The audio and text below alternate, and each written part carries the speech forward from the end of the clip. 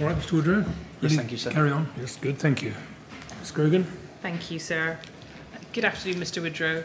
I want to pick up by looking at a little bit more in detail of the communications between the LAS, the MPS and the LFB on the night. So starting with the MPS, at page 10 of your statement, at 2:10, you refer to an update via the shared radio channel from the MPS. And if we look at the CAD of that, which is MET 000-19931 at page 5,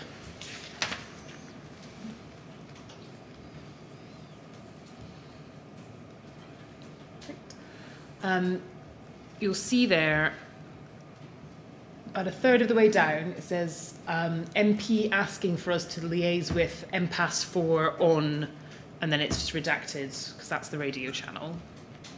I really think he's asking rather a lot of Mr. Woodrow to read this Is it too? as it is. Sorry, should we zoom in on it? I think we should, yes, please.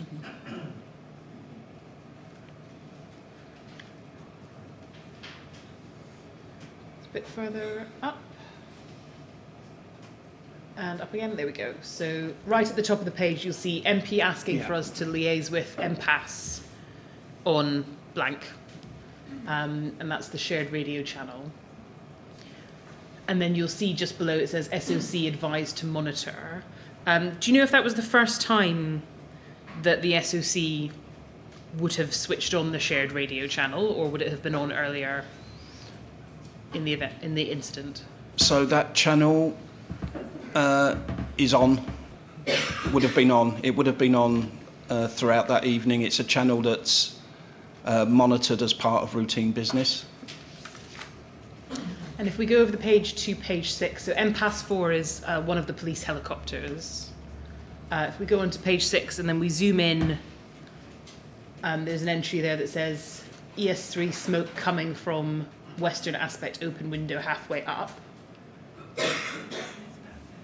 About a third, yeah. Well, you can see two there. So you see one at 210, top 6 floors. Yes. So that's the one you refer to in your statement. And then further down, 212, smoke coming from western aspect. So the calls logged on this radio channel in the CAD are all coming from the police helicopter. Yeah. From my review of the CAD, there aren't any other messages from the shared radio being recorded in the CAD.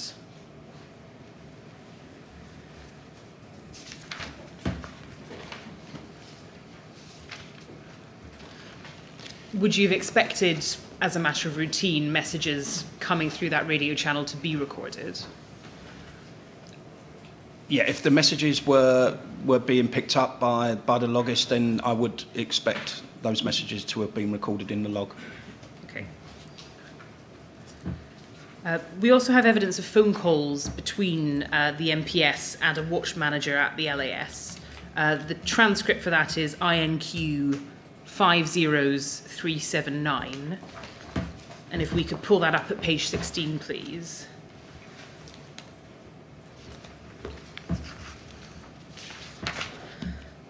Now, this is a call where I'll just summarise it, the MPS have phoned in to say that they have a patient at Latimer Road Tube Station, and they wanted to know how best to tell the LAS where to come and pick that patient up. Because as you've already referred to, there were issues with getting access to the scene because of congestion. And you'll see on that transcript, what the MPS is asking is how they can best update the LAS about where they are. And you'll see the caller says there, can you read that okay, or would you like us to zoom in? Yeah, no, I can read that. Yeah, relating to it, and obviously there's been requests gone in from all over the place, and we've been making phone calls from CADs that don't necessarily have yourselves linked to it. We need help with this patient. So I'm just wondering if you know what your link is to us, the CAD number we're working from to work with you. We can send stuff backwards and forwards, but the location will be constantly changing. I just don't want to get any confusion. Do you see where I'm coming from? The watch manager says, yeah, okay. So just looking at our working CAD, we haven't sent any messages directly to the police. Looking at, to be fair, because I think obviously you guys have been dealing with your part, but we've not had any communication with the police. And then the caller says, so no one's monitoring the radio? And then the watch manager goes on to say, yeah, well, I was going to say on the radio they are obviously, and then there's reference there to 2 radio channels being monitored, but obviously one of those radio channels will be the more relevant one in this scenario. And then we go over the page to page 17. It says, right, okay, yeah, so that's fine. So what I can tell you is the guys who are working, if they need to tell you where the unit's required who are not at the RVP, are you happy to go by redacted rather than constant phone calls? So that there's the MPS feeding information through the radio rather than phoning.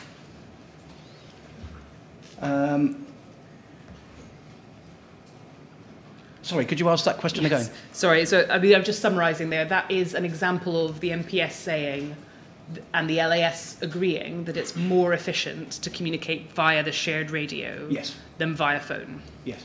And would you agree that it's more efficient to do it that way? Yes, I do. Okay. You then have a reference in your statement to incoming call, an incoming call regarding patients on the 25th floor that was passed on to the LFB, and you cite this as an example in your statement of information being passed to the LFB at 2:21, and Correct. we can see that on page 10 of your statement. You say, DDS desk inform the LFB of CAD 336 and information relating to patients alive on the 25th floor.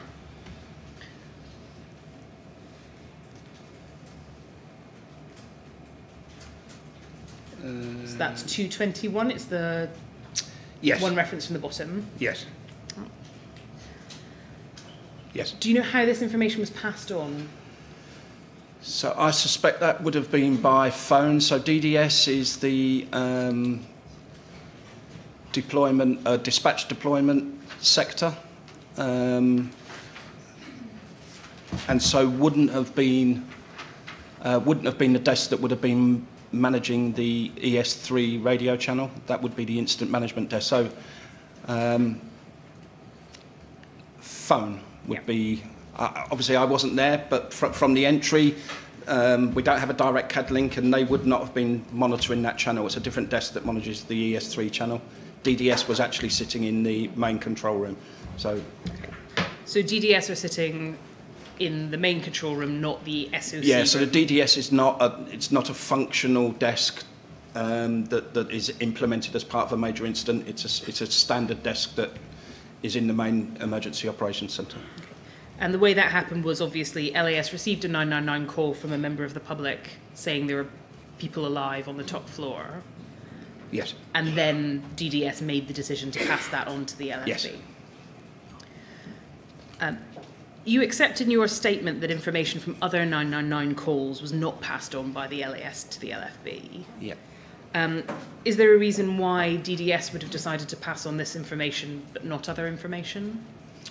So I think that would have been a choice of the individual that would have just used the DDS. The DDS is not actively engaged in dispatching resources. The DDS desk is looks at dynamic deployment, it looks at allocation of rest breaks, that kind of thing. So it probably was a decision. I wasn't there, but I'm assuming the DDS would have been used as that desk would have had capacity to make a call. So it wouldn't have been because that is that desk's responsibility. I think it was just a decision that was taken on that night. And is there any protocol or policy in place that would require call handlers or dispatch to pass information on from fire survival guidance calls to the LFB? So there is no defined policy, but there is an expectation that when those types of calls come through, that either the watch manager is contacted or the call-taking supervisor. And to a certain extent, common sense needs to prevail. that is important information, it should be transferred. But at the time in question, there was no dedicated policy that stated that had to occur. And you very fairly accepted in your statement that that's an area for improvement. Absolutely. I'll ask you some more questions about that when we get to the end. Moving on then to communications from the LFB to the LAS. We know that the LFB did not tell the LAS that it had declared a major incident until 2:37, and it did that by phone. The LFB actually declared its major incident at 2:06. Would you expect the LFB to have updated the LAS earlier than 30 minutes after? Yes. In that call, the LAS does not mention that it had declared a major incident shortly before it received the call. Should the call handler have passed that information on? No, I don't think that would have materially affected it. The declaration for us was around enabling the additional actions for us to respond to that type. It wouldn't have materially affected the LFB in any way. So. And does the fact of the LFB declaring a major incident have any knock-on effect for the LAS's decision-making or operations? No, I think I mentioned previously that there will be occasions where another service will declare a major incident, but actually that major incident might not necessarily deem us to take any different action. So I think in terms of the declaration that we made was purely on Mr. Iano, what he was seeing, what information he was getting, and that was around initiating the required response that the LAS needed to provide to that incident in relation to health. The declaration of the LFB declaring a major incident wouldn't have changed anything that we'd done at that point. And I've already asked you about the GESIP recommendation that a single point of contact between control rooms is set up.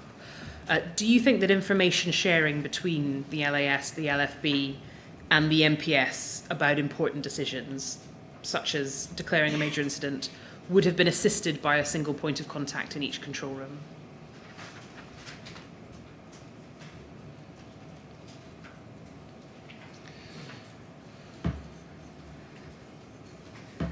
So the answer to that, in my experience, would be yes. I think there are some additional factors that,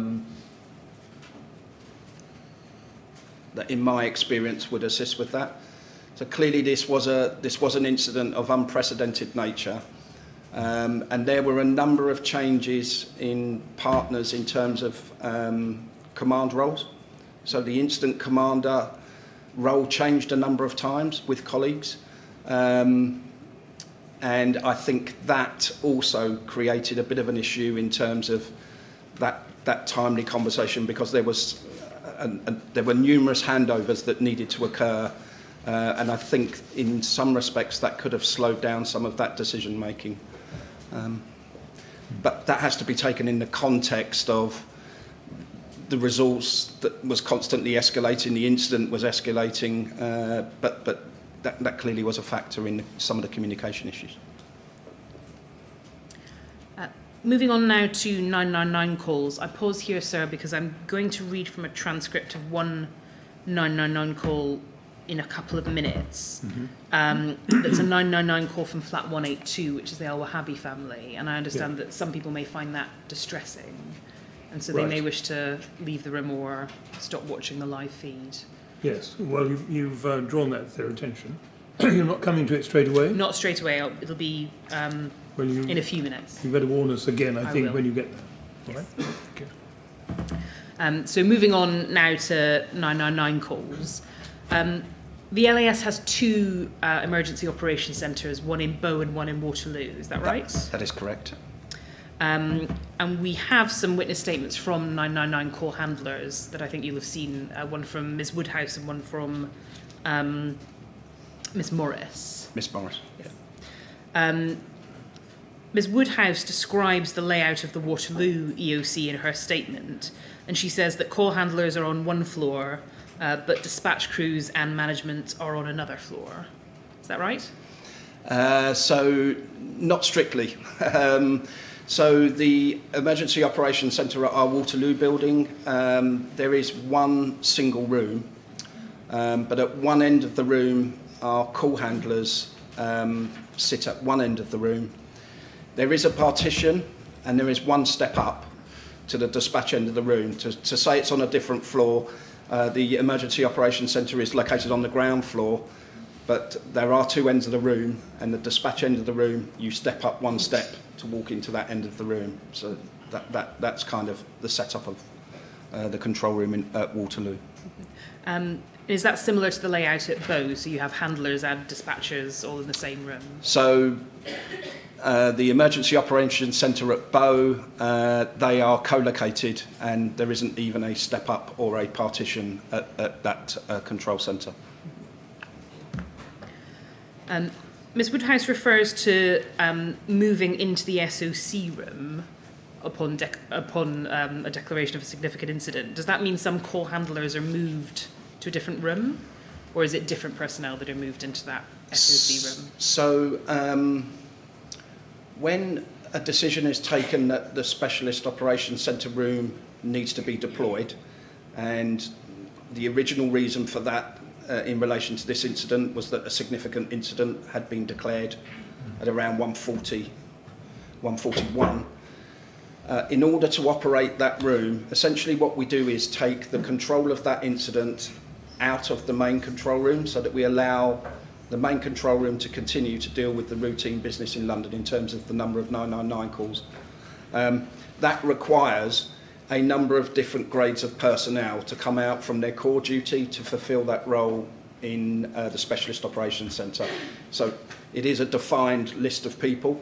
At significant, there is a stage 1 SOC response, which is a number of people. When a major incident, that is a level 2 response, which means that we take more people out of the normal Emergency Operations Centre environment into the Specialist Operations Centre. So people whose role it is to answer the phone to 999 calls, do they stay in the EOC, or do you move some over to take 999 calls for that incident to the SOC? Okay, so there are a number of roles within the Emergency Operations Centre. So when you first join the Emergency Operations Centre, your primary role is to answer 999 calls.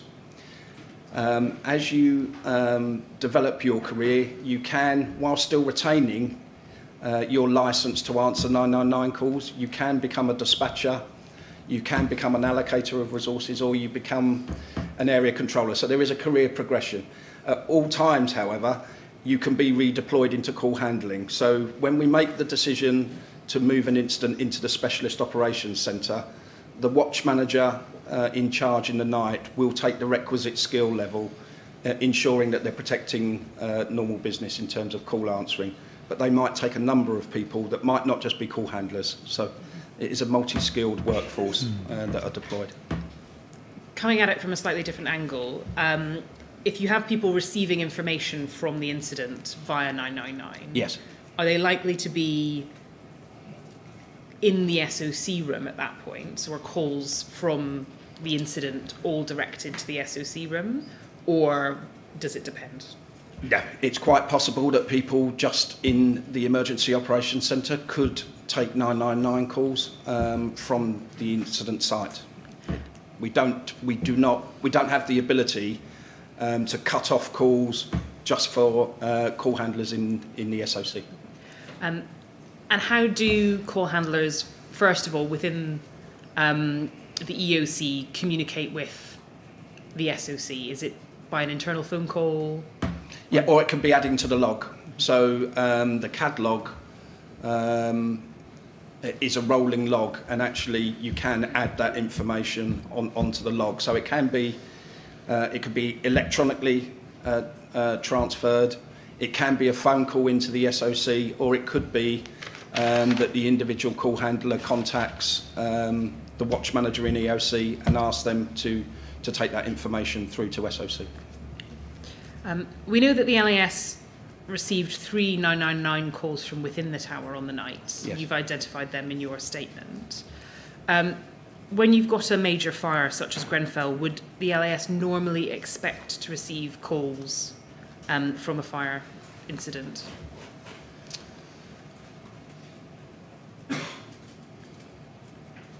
I think it was extraordinary that the ambulance service actually got calls from, the majority of time we will get information from the fire service. We don't normally, in those circumstances, receive calls from victims that are trapped in a building. Could you look at MET 000-15657 at page 2? It'll come up on the screen for you. That is a statement from Miss Woodhouse, where she says, I'll just get to the right bit.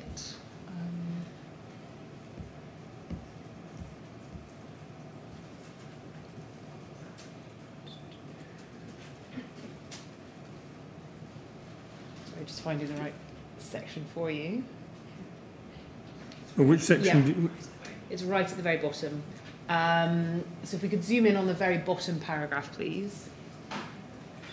There she says, the call handlers had not been given any advice as to what to say to callers from the incident, as it had been assumed the calls would be to the London Fire Brigade rather than to the LAS. Is that the working assumption within the LAS, or was that just her personal assumption? No, that's her personal assumption. So, to be absolutely clear, our call handlers, regardless of whether they're in a specialist operations centre or in the emergency operations centre, have a defined scripted triage process, which means that they take information from the call, and based on that information, as I described previously, they need to take the caller through a series of questions to reach a determinant, whatever that determinant will be. So it's scripted. We're not allowed to go off script for obvious reasons, because they're non-clinicians and can't make decisions on triage themselves, which is why they're licensed and they have to stay licensed to use that tool. And once the call handler works out that they are receiving a call from a fire, is there any facility for transferring that call to the LFB? So there would be no facility to directly transfer that call to the LFB. The procedure would be you take the call as you would through the policies and procedures that we have. So you take the caller through the script, and then we would pass information to the LFB, depending if that information was relevant. We would be able to transfer that information. And are your call handlers trained or advised to pass that information on, so they're aware that they might need to pass information on to the LFB? If it's relevant information, yes. If they're not sure, then we have call-taking supervisors, and whenever they're not sure in terms of they are guided to ensure that they contact further advice if they think they require it. Whatever the issue is, it's not specific to this particular incident, but if a call handler is not sure what to do, that's why we have call-taking supervisors down where they are based for any queries or questions or advice to be given. Are 999 call handlers aware of the stay put policy and where this applies? So they would not be formally aware of that policy through any formal training that we give them. Would the LAS expect to be told if the stay put policy was changed to evacuate?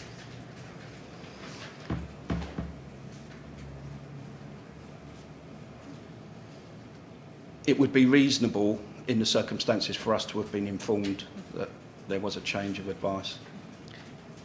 But as a general matter of policy, it's not written down anywhere, is it? That no. We so in terms of the triage tool that we use, it does not give people specific guidance. It's there is in certain what we call chief complaint areas where there is a critical danger prompt that if the call handler believes that individual for whatever reason is in critical danger, there is a scripted message depending on which chief complaint that call is coming through on, and it is just a scripted message. So again, it's the system. We just have to follow the system. So it's not we don't train our staff to give people fire survival guidance or any type of guidance outside other than what is actually scripted within the triage system. Okay. And I want to look at a few calls from the night with you. Yes. We've got a few to go through. I'll ask questions as we go along. Yes. And then some more questions at the end. This is where I'm going to refer, sir, to the transcript from flat 182-999. Right, we're coming to that first? Yes. Right, well then people should be aware that we're going to hear or read a transcript of a call that some people might find upsetting. Yes. If you're concerned about hearing it read and referred to, now's the time to leave the room. No, all right, Ms. Green. So the first call is a call received by Ms. Woodhouse at 02:39. Yes. She says in her statement that she advised the caller that the emergency services were there based on what she could see on the TV. She would, however, have had access to the CAD as well, wouldn't she? Yeah. And so watching TV was an additional way of her keeping updated Yes. as to what was on the ground. Okay. Looking at the transcript, it's INQ 50383.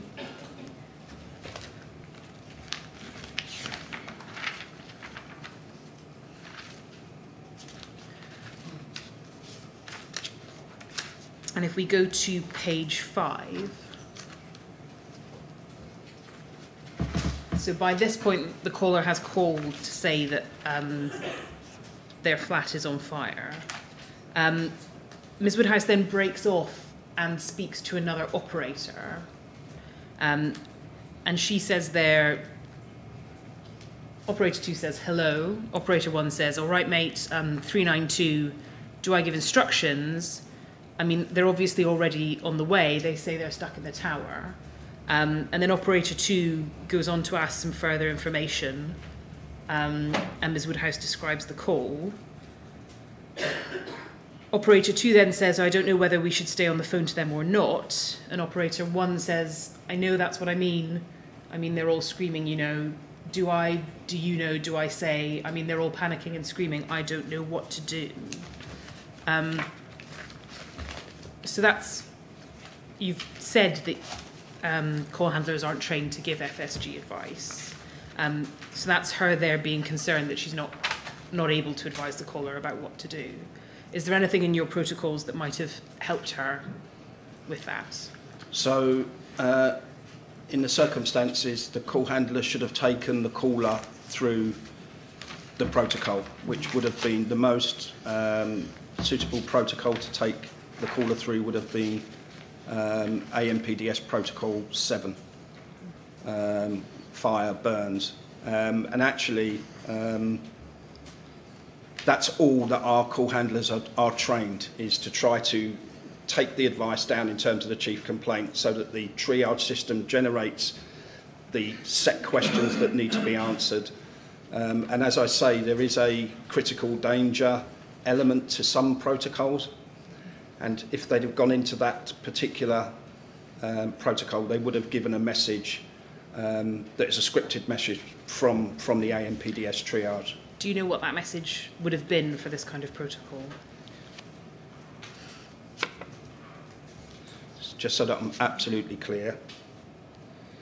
The critical danger message, if the call handler would have identified the caller was in critical danger, would have been scripted as such.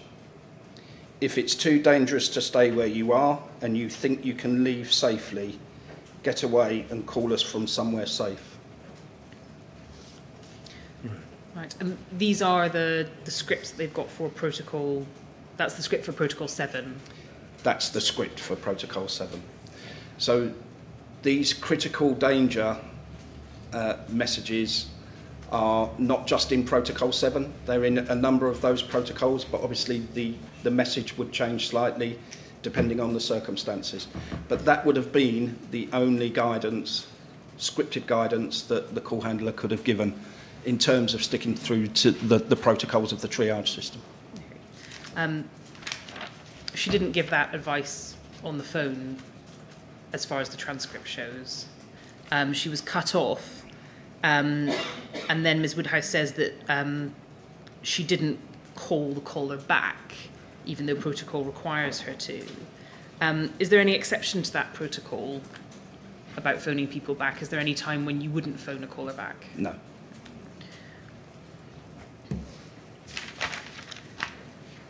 Moving on then to the next transcript. This is another call that comes through at 3 a.m. and it's INQ 50384 at page 2.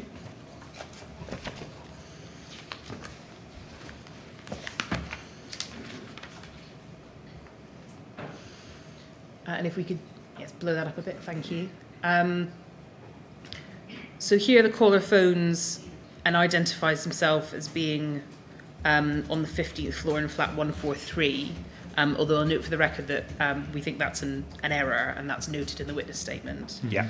And the operator says towards the bottom, the 15th, "Is there smoke on your floor, sir?" And he says, "I don't, I'm not, yeah." The operator asks, "Okay, sir, can you see any flames?" And then going over the page, I won't read it all out, but if we zoom in a little bit, please. You'll see there the operator is asking the caller about the conditions in the flat, how many people there are, and then asking whether or not there's a window nearby for them to get some fresh air. Is that an example of the call handler going off script? Yes. So they're not trained to ask about conditions in a flat if someone phones from a flat on fire or a house on fire? No, and again, I think it is important. I think call handlers were particularly traumatised that they were speaking. I think there were some human factors there around the scripted questions. Did they seem appropriate given the circumstances? So this would not be a routine script for the requisite chief complaint. Those questions to be asked. There's one more phone call. I don't need to go to it because you've answered all my questions already based on the previous calls, but just for the inquiry record, there is the final call received by the LAS from within the towers at 3:18, and the reference is INQ 50385.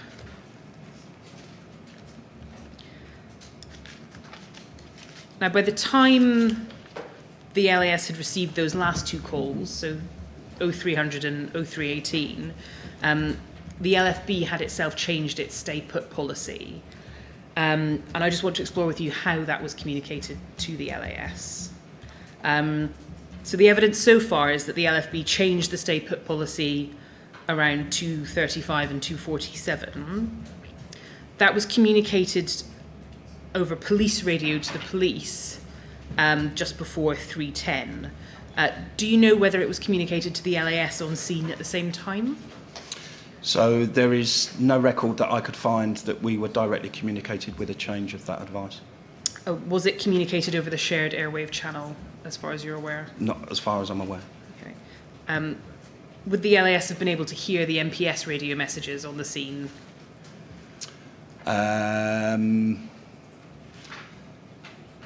Not necessarily. I think that the other thing that's important here is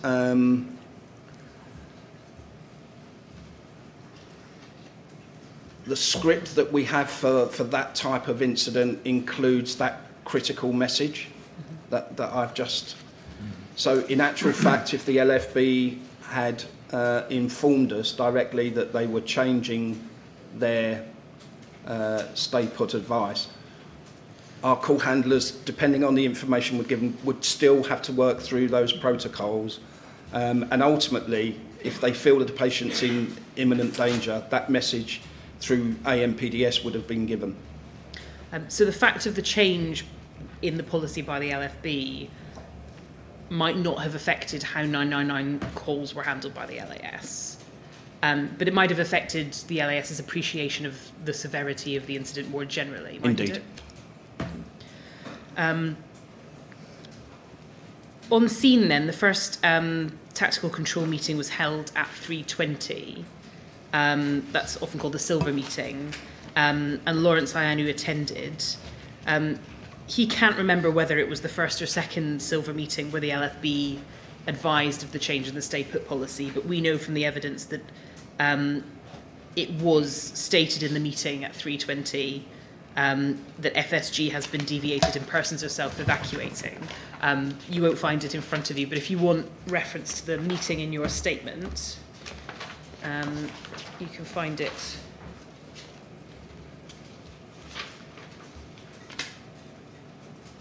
Where is it? So, page 14. 3:20, yeah, page 14.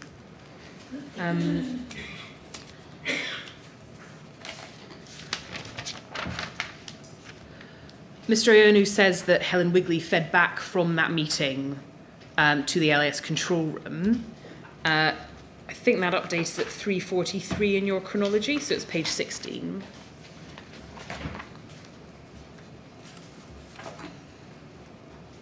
Where it says Bronze Medic Update SOC.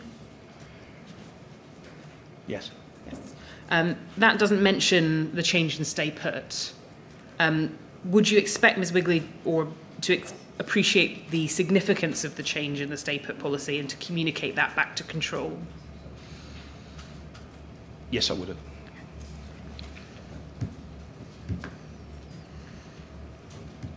have. Do you know if the LAS was ever informed of the change in stay put? At the time of my statement, I was unable to find any record of us being formally advised.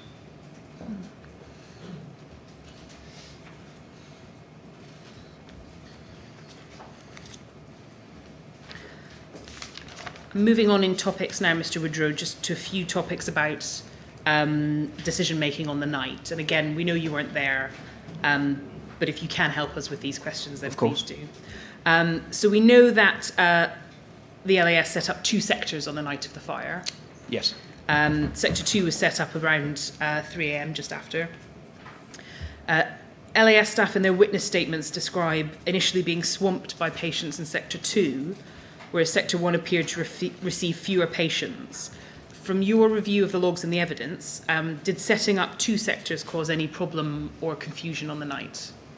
No, I think it absolutely was the right thing to do. So the primary actions are to set up the casualty collection point, and our heart staff were appropriately resourced further towards the tower because of the additional PPE that they wear. And the LFB were extricating patients out to our heart teams, and then our heart teams were doing an initial sieve in terms of first triage, and then taking those patients to a casualty clearing station where we had other clinicians. So that absolutely was the right thing to do. It's not unusual to sectorise major incidents where you start to see patients presenting in different parts where there is geographical distance, etc., or various hazards. And on the night, it became apparent that actually the LFB were extricating patients from the opposite side of the tower. And there was a discussion on why that was, and it was deemed to be that there was, some real concerns around debris with coming out, bringing patients out from the east aspect, and therefore Mr. Ionu set up a mirrored Sector 2 on the opposite side of the tower. So that's entirely appropriate and within our response procedures. Did the LAS and heart teams have adequate resources to fully operate 2 sectors? So I think at the beginning, when patients were exhibiting themselves, it was a bit of a surprise because it had been agreed that patients would be extricated to the casualty collection point, the casualty clearing station that was already set up. But very quickly, Mr. Ionu is reported in his log of reassigning staff, and as more staff were attending as a result of the major incident declaration, including HEMS teams, that the Sector 2 was set up and that's where IRO Maria Conyers was based. Are you aware of whether that initial delay in getting resources to Sector 2 caused any issues with the treatment of patients? I don't believe it did. Another issue on the night was a request from the LFB for heart teams to go into the building. Are you aware of that Yes, I issue? If we note the heart policy on entering into buildings, that's LAS 70's number 2 at page 3, if we pull that up.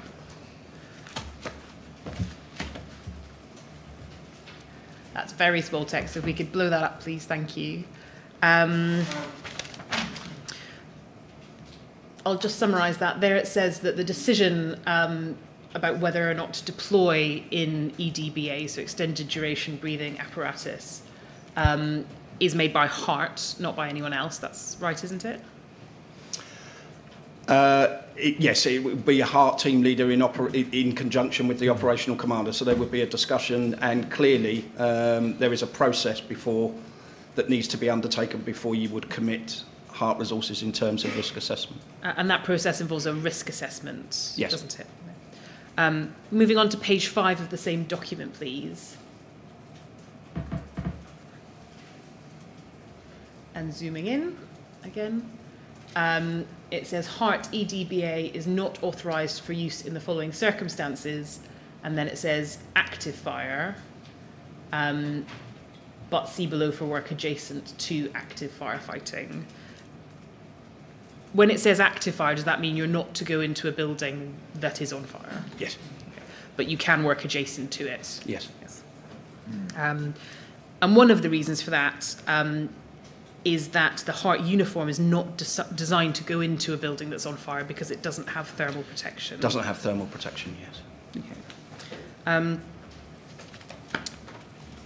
Colin Pinnington, who's a heart officer, in his statement, yes, says that they could have considered deploying staff to the bridgehead and that this has happened in the past, including at Lacknell House. Are you aware of that?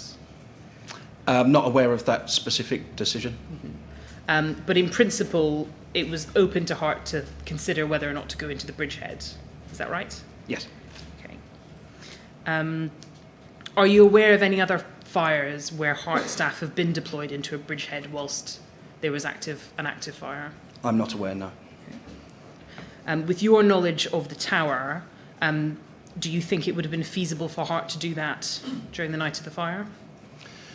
So I believe with the information that was provided to both the incident commander and the heart team, that we deployed heart very close to the tower and used the concrete walkway as an area of protection. I think it needs to be taken into the context of not just the sheer scale of the fire within the block, but clearly there were other issues that we were concerned around in terms of falling debris, and some of that debris was alight. So I think in the circumstances the right decision was made, but we were right within the inner cordon that the LFB had set. So I believe the decision was right not to commit into the tower. Russell Lebojit, who's another heart officer, yeah, describes an LFB request to move the triage point into the lobby of the tower, so not the bridgehead but the ground floor lobby. The LAS decided that this was not safe due to debris and hoses. Again, with your knowledge of Grenfell and the events on the night, would it have been feasible for the triage point to be moved into the lobby? No, I wouldn't have believed that would have been an appropriate place to set up a triage. And why not? Because there were obstructions like hoses. It was a very active area, and the triage is a process that needs to take place in a safe, essentially confined environment where you can get on and do your work. So that's why the decision was made to do it outside of the tower under the cover of the walkway, where access was better for heart paramedics to undertake that initial triage sieve. The decision not to go into the tower appears to have been taken on site. Was it ever discussed at a higher level, so with Silver or Gold Command? Do you know? So I don't believe it was. The SOP that you're quoting is a national, so HART, the Hazardous Area Response Team, sorry, they are a national asset in terms of for ambulance services. So this is a national standard operating procedure. It's not LAS specific. It applies to HART teams across the country. And based on the page that describes the risk of combustion or fire gases cannot be eliminated, environments where full structural firefighting apparel was in use. I believe that decision not to commit HART into the building was the right decision based on that information. From the evidence, we know that HART were also concerned about the structural integrity of the building. If they'd been given early reassurance that the building was structurally sound, do you think this would have made any difference to the decision that was made? So I don't believe, having seen what HART operatives and indeed our frontline staff did on the night, that actually the structural integrity of the building was a concern, but I don't think that was a primary concern around whether they entered the building or not. I think it was the appropriateness of the job that HART needed to undertake, and was that being done in the best location. So, you know, in my experience, we will set up our casualty clearing, but the rescue operation for victims from fire sits with the London Fire Brigade. They extricate those patients to an area where we can do an initial triage. Then we would move them to casualty clearing, where we would do a further assessment and then make sure that those patients receive the appropriate treatment and definitive transport to hospital. So could you have had 1 or 2 HART officers deployed to assist in moving patients from inside the tower to the triage point on the night of the fire? No, I believe the system that was set up on the night was the appropriate system under the circumstances. The next topic I have is about transporting patients to hospital. Yes. The gold log at 0615 records that the Silver Medic summarised the dispersal of casualties to 4 hospitals.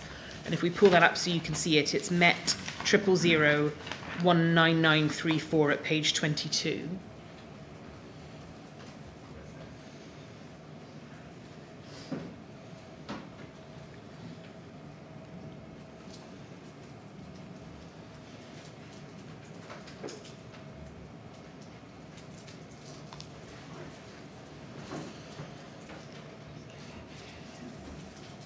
Do you need that reference again? It's MET 000 19934 at page 22.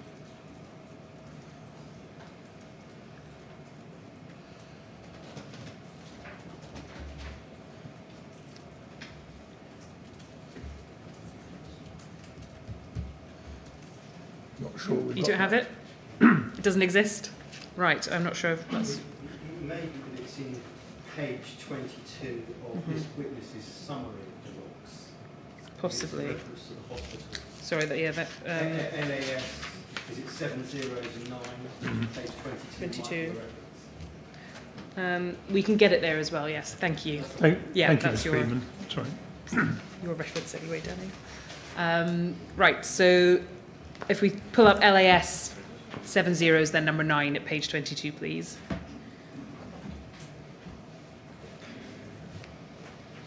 So here we have the summary of where people were being sent. That's King's College, Chelsea, Westminster, St Mary's, and the Royal Free. But if we go to the CAD, which is MET 000 19931 at page 35.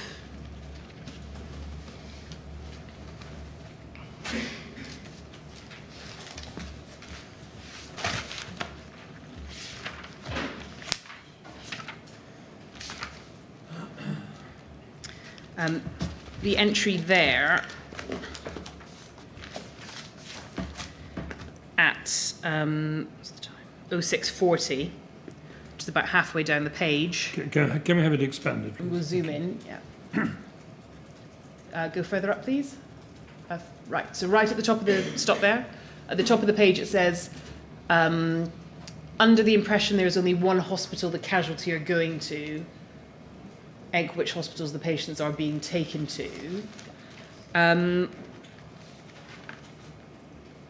It looks there as if there's some confusion about which hospitals are actually accepting patients. Are you aware of that being an issue on the night? No. Is this a message from the LAS internally, or is it a message from the Met Police? So I think that message is from the Metropolitan Police Service, and I think that's in relation to the discussions around a casualty bureau number being set up. What's clear in the evidence that I reviewed, and actually is the right thing to do, is that once the major incident was declared, the hospitals that we put on standby were nominated, and they were King's College, Chelsea, Westminster, St Mary's and Royal Free. There's 2 major trauma centres there, and there were particular discussions about which trauma centres to send patients to, and also to ensure that there was capacity in those trauma centres for the rest of London. So that was discussed in the evidence that I've read, was discussed at joint service meetings. I think that's in relation to the setting up of a casualty bureau. And one of the purposes of a casualty bureau is to be able to work out who's still missing. Correct. Is that right? Yeah. What systems were in place to record the details of patients who were taken away from site in order to assist that process? So working out who went where. So the process is in place is that when a patient is loaded onto a vehicle, ready to be transported, the destination hospital is agreed, and as part of the major incident process, we also sent hospital liaison officers to the hospitals. So we'd record when patients were leaving the scene. That's the process, and we had officers at hospitals. So when the vehicles were arriving, they were essentially seeing those patients in. And was that information passed on to those who were working out who was still missing?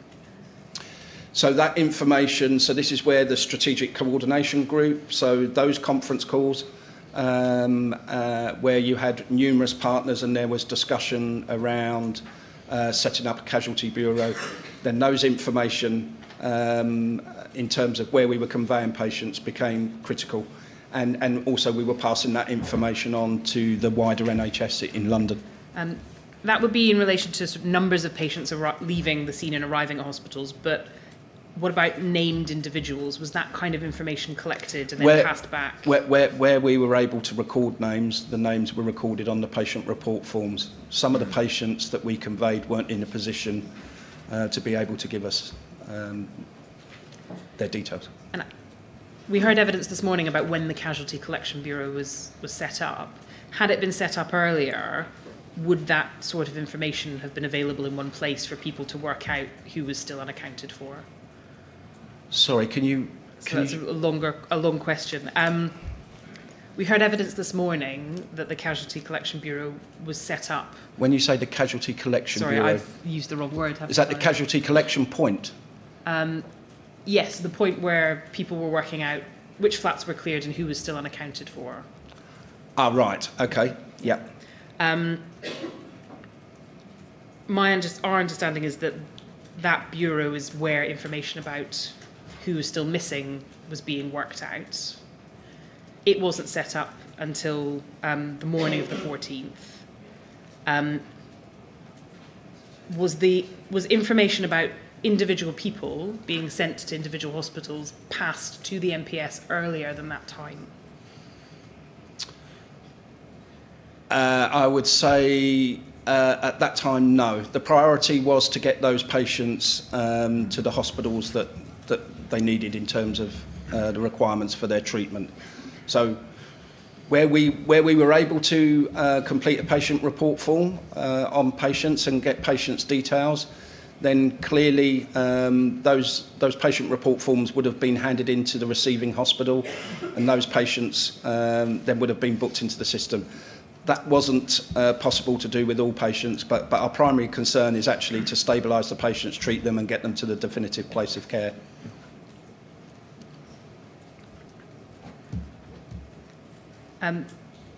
As part of that process, did the LAS collect information about the flat numbers and floors where residents had come from?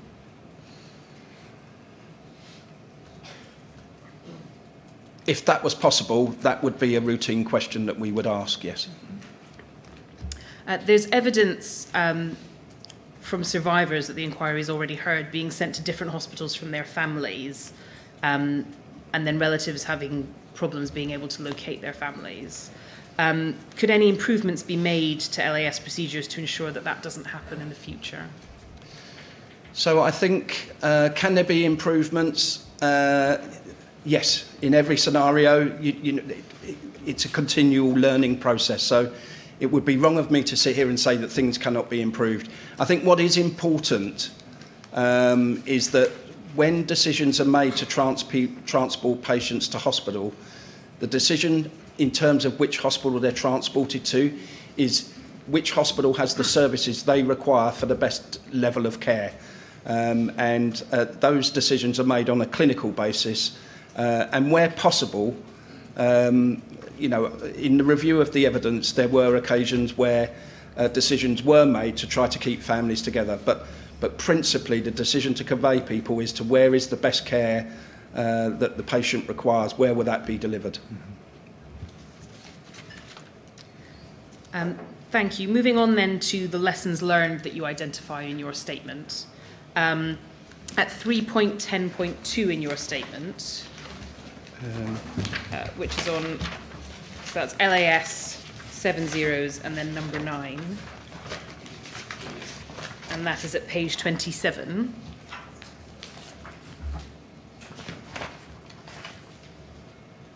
Sorry, which? 3.10.2. So Yes. If we zoom in on it, it's just the second paragraph at the top of the page. Yes.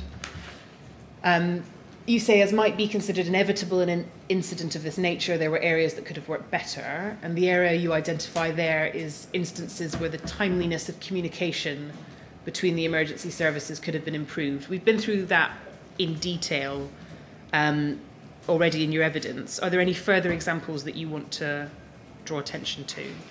So I think we have fundamentally reviewed the structures of our emergency operations centres. We're just in the process now of restructuring those rooms and delivering those. We are aware that there are some issues around two control rooms and how that there were people taking some calls from the Bow control room that weren't necessarily fully sighted on what was happening in the Specialist Operations Centre at the Waterloo control room. So we've restructured that. We've put more support in for call takers. Additional training has been given in terms of, you know, the protocols and particularly around the critical danger messages. I think what needs to be taken into context at this point is the LAS were tested a number of times in 2017 in terms of major incidents. It's, in my experience, if you put in terms of large-scale events, 7/7 was the last big-scale event that we dealt with.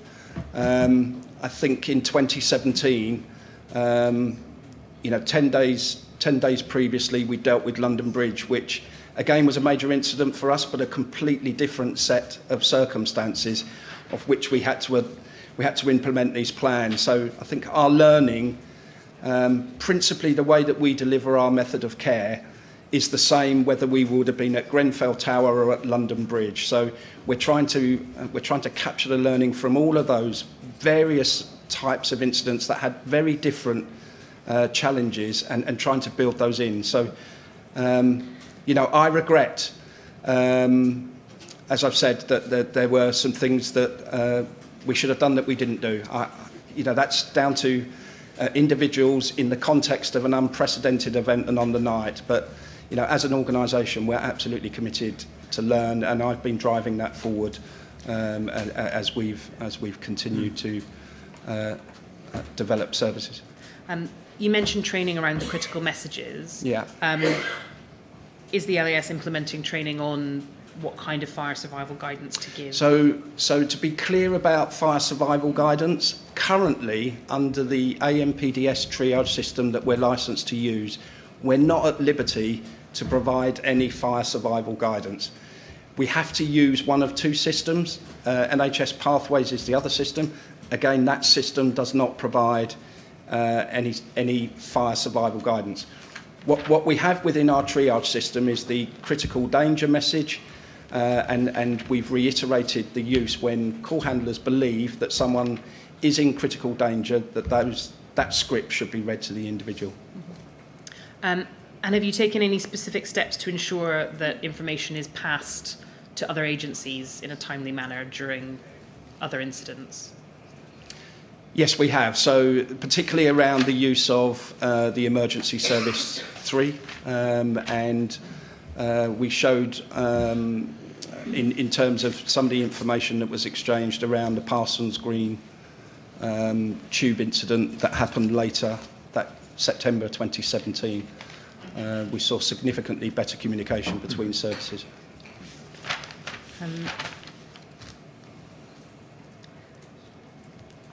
And then in terms of any other aspects on the scene, you mentioned an issue of parking and congestion being an issue. Has the LAS implemented any lessons learned from that issue? Well, I think in terms of trying to assess, so I think our reflections on the night is that where we were trying to pull resources closer to the scene, I think there were multiple revisions of RVPs, and in actual fact, in terms of the scales of the vehicles, there's reference to actually vehicles being held at Hammersmith Hospital and then being drawn in. So it's around adaptability and thinking outside, that actually having vehicles right on top of the scene, sometimes in large numbers, might not be the answer, but to have a place where you can hold and bring smaller numbers in to keep routes in terms of access and egress clear.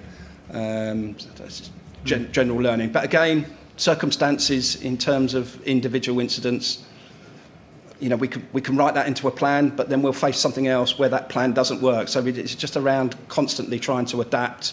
And I think Mr. Iru, throughout that night, was constantly looking at ways of trying to do things differently and overcoming the challenges, which, you know, were quite unique and on an unprecedented scale that night. And finally, can you look up MET 000-23715 at page 9? Yeah, so this is the gold log, I think.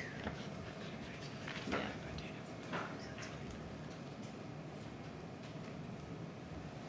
Yeah, so it's the reference at 711. Could you zoom in on that, please? On the left-hand side.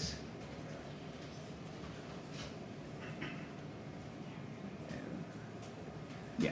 There's a reference in that log there, you'll see, to helicopters coming to evac people from roof. We know that helicopters did not evacuate anyone from Grenfell Tower on the night of the fire. Do you know where that impression may have came from that's recorded in this log? So I believe there was a discussion with LFB, a consideration around whether Coast Guard could be brought in terms of their ability to have winches. In terms of that message,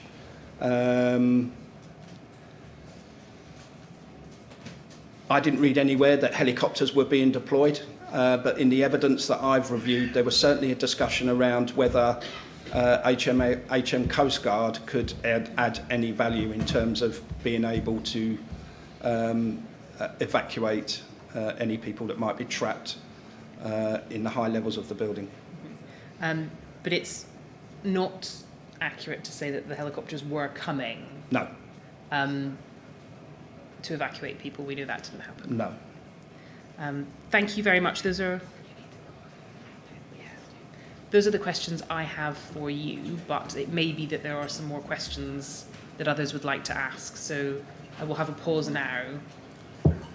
Yeah, we're going to have a break now. Yeah, Okay. you get a Mr. break. Woodrow. And I'm going to say 20 past. Okay. Give you a chance to stretch your legs a bit. Thank you. Don't talk to anyone about your evidence, please, when they're out of the room. You go to the usher and then she'll look after you. Thank you, sir.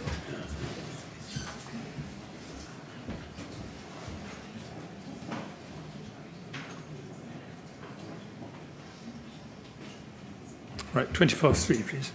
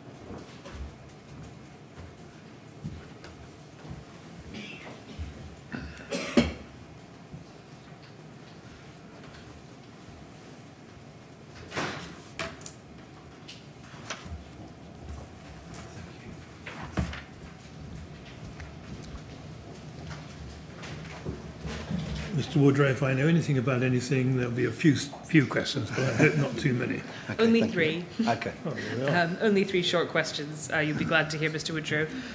First of all, just before you left the room, we were talking about parking and congestion at the scene.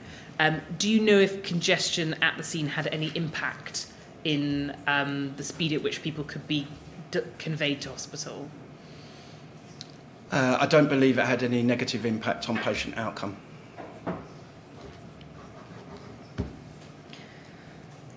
We also discussed the Woodhouse call from flat 182 at Grenfell Tower. In your lessons learned exercise, have you developed any specific training around passing on information from flats that are on fire back to the LFB? So in terms of the consolidation of the message or the reiteration of the message, is the message that when you receive a call in a scenario like that, that message needs to go into the Specialist Operations Centre. That message there gets logged and the LFB would be contacted. And we also discussed the protocol that you should call back a caller if the call is dropped. Have you implemented any additional training or any lessons learned around ensuring that protocol is complied with?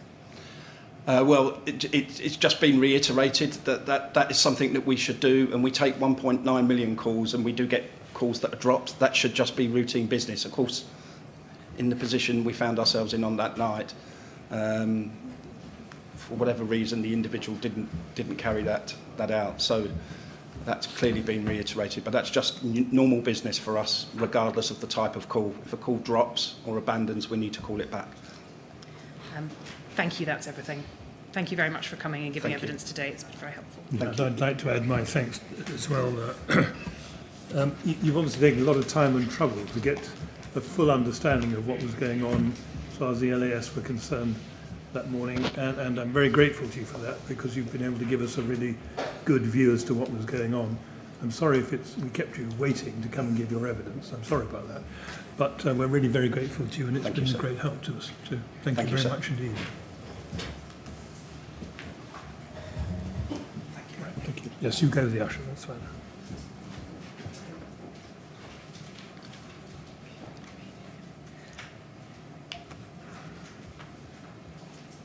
Good. Well done, Miss Grogan. What's next?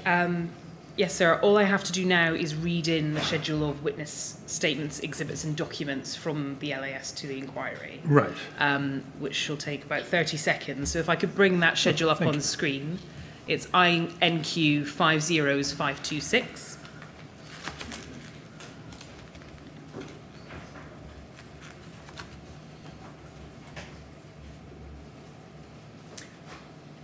Could we zoom in a little bit?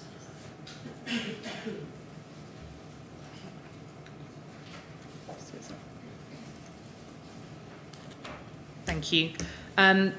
This schedule contains a list of witness statements and exhibits of LAS personnel who attended the scene on the night, together with other key LAS documents. I must stress that the material contained within this schedule includes distressing information about matters on the night. I would ask that this scheduled material is now formally read into the inquiry record, and it's 2 pages long, so if we could just scroll down to make sure we've caught everything.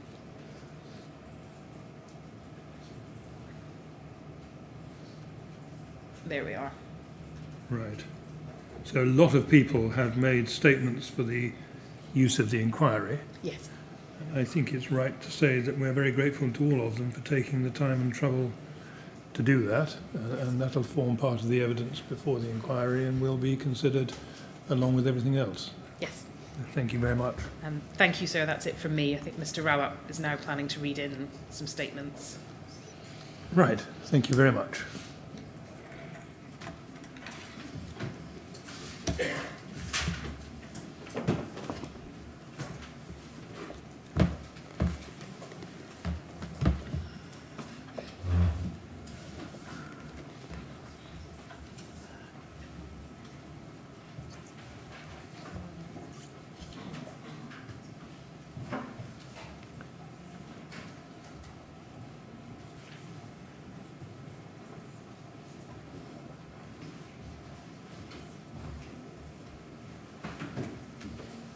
Yes, Mr. Rummett. Good afternoon, Mr. Chairman.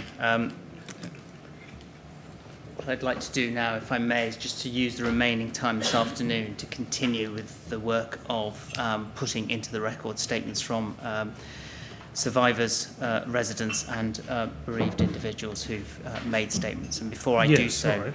Can I give the explanation that we've given in the past, which is that whilst I may, from these statements, be reading extracts, they are admitted into the inquiry's record in their entirety and considered accordingly as evidence. The first statement I wish to put into the record this afternoon is the statement of Zachariah Tabuni. That's at IWS 401076, please.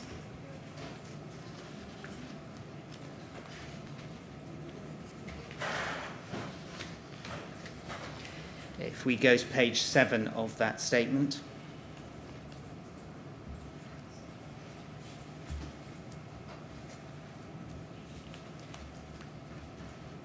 Seven, please, page 7. Oh, sorry, page 9. Forgive me, my fault.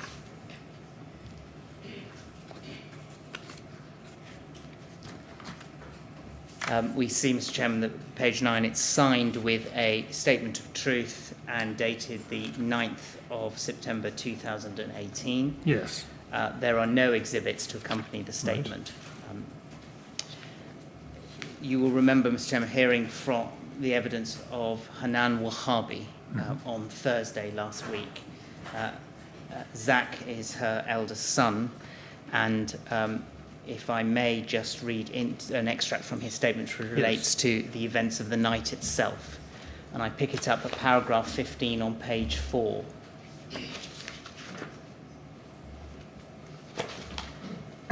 The CCTV image of me entering the building that night gives the time as 12:38 a.m. When I got to the flat, I went to my room and started playing PlayStation 4. I messaged with some friends from school and a few family members. Then I got food to eat. I'd just finished eating. I was watching television when I smelled plastic burning. I thought it was my mobile phone charger, so I unplugged it.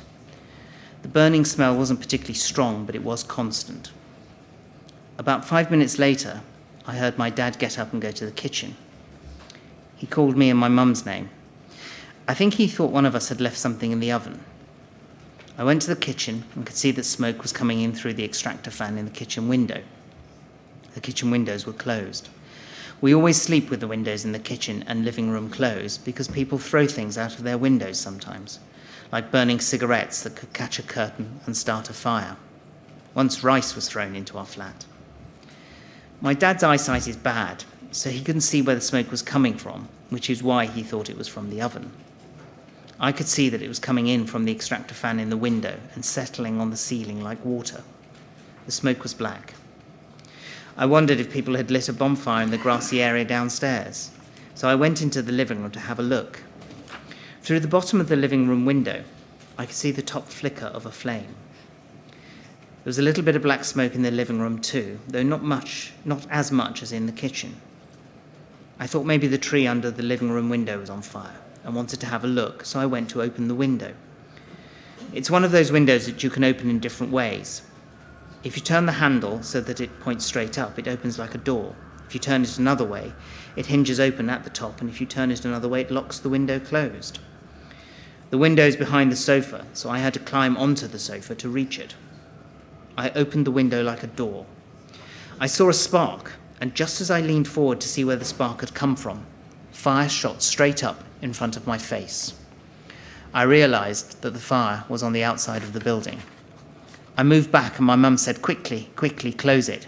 So I closed back the window. My dad was saying that we should stay in the flat, but I was like, no, you lot can stay, but I'm taking my sister. I can't leave my little sister here. Name's redacted, but it's the name of Zach's sister. Was still in her bed, but she was awake because she'd heard the commotion. I walked to her bedroom, lifted her up and brought her out. Then I set her down, maybe near the front door, I can't remember. I put on my sandals, walked out of our flat onto the landing and poked my head down the stairs to check there wasn't any fire on the landing or in the stairs. There wasn't any fire, but I saw some white smoke on the landing and in the stairwell. At this point, I was wearing my tracksuit bottoms and my abaya, which is traditional clothing that Muslims wear to the mosque, and sandals on my feet. My sister was wearing her pyjamas and no shoes. My mum was wearing a brown dressing gown and a brown headscarf. My dad was wearing his work clothes, I think. When I got back to the flat, my parents asked me whether there had been any smoke on the landing and in the stairwell. I lied and said no, as I knew if I told them about the smoke I'd seen, they would say we should stay in the flat. I picked my sister up and ran down the stairs carrying her. The smoke got worse as I went down. I don't remember struggling to breathe, but when I got out of the building, I was spitting black stuff. I was coughing as I went down the stairs, but I covered my mouth with my clothes and covered my sister's face with my robe. I can't remember if my sister was coughing, but I know she was crying. I don't remember seeing any hoses in the stairwell. I could see pretty well. At around the third or second floor, we came across an older woman in the stairwell. She looked Eritrean and was wearing a headscarf. She had 2 children with her, a boy and a girl, who looked around my sister's age. I'm assuming the lady was their grandmother. They were in front of us and were the first people we came across in the stairwell. The stairwell was narrow, too narrow for us to walk down side by side or for me to pass them, so I had to let the lady and the kids she was with stay in front of me. Then the little girl with the older lady went back upstairs, I think to get her parents. When we reached the first floor, we came across 2 firefighters. They weren't wearing masks. I could see their faces. They were both white men with blue eyes and brown hair. One was holding the door from the stairwell to the landing open. The other told me to go back upstairs. I thought that was such a dumb thing to say. There was no way I was going back, but I started to back up like I was obeying him. Then the Eritrean-looking grandmother started speaking with the firefighters. She couldn't speak English very well. As she spoke with them, I pushed past and walked out the door the firefighter was holding open. He looked annoyed with me as I walked by, but I kept going. I've been shown a CCTV image showing me leaving the building, carrying my sister. The time on the image is 1:19 a.m. If I jump forward just a little bit in the statement, Zach also sets out his recollection of the contact that his family had with his uncle Abdulaziz, who was in flat 182. Yes. And that's at paragraph 27, if I may. My mum was talking to Fawzia and Abdulaziz on her mobile, saying there was a fire. She was speaking really quickly because she was panicking. I tried to grab the phone from her so I could speak to them more calmly, but she didn't let me. So I used my dad's mobile and called Yassin. I would say this was 5 to 10 minutes after I got out of the tower, so around 1:30 a.m. Yassin answered his phone normally, like there was nothing wrong. I said, "Bro, you have to leave now." He asked why, and I told him that if they didn't get out, they were going to be trapped. He said, "Okay, all right, then I'll come down." He asked me if the fire was in the stairwell, and I told him no, that I had just come from there and there was no fire in the stairwell. He said, "All right," and again said he would come down, so I cut the phone and gave it back to my dad. If I move forward to paragraph 29, Zach continues, "I saw a girl I'd gone to school with who lives nearby and used her mobile to call my cousins. I had tried them 2 or 3 times on the landline and Nur Huda's phone when Nur Huda answered at around 2 a.m. I asked her, 'Have you come out yet?' And she said no, they were still inside. She said the firemen said they couldn't leave. She didn't sound that scared, nothing like in the 999 calls. I think because she thought the fire brigade was going to rescue her. I said that the firefighters had said the same thing to me, and I told her not to listen to them because they were going to get stuck. She said they were speaking to the fire brigade, and we hung up. A little while later, I called Nur Huda again, and this time we didn't speak for very long. She said they were still speaking with the fire brigade, and I told her she needed to get out. The conversation was short because her dad took the phone from her and said, "We're busy," or something like that, as in they were busy speaking with the fire brigade. He sounded like he was in a rush. After that, I didn't speak to them again. I called a while later to the house phone, but it didn't go through, and I called all of their phones, but nobody picked up. And that's all I propose to read from that statement. Right. Thank you.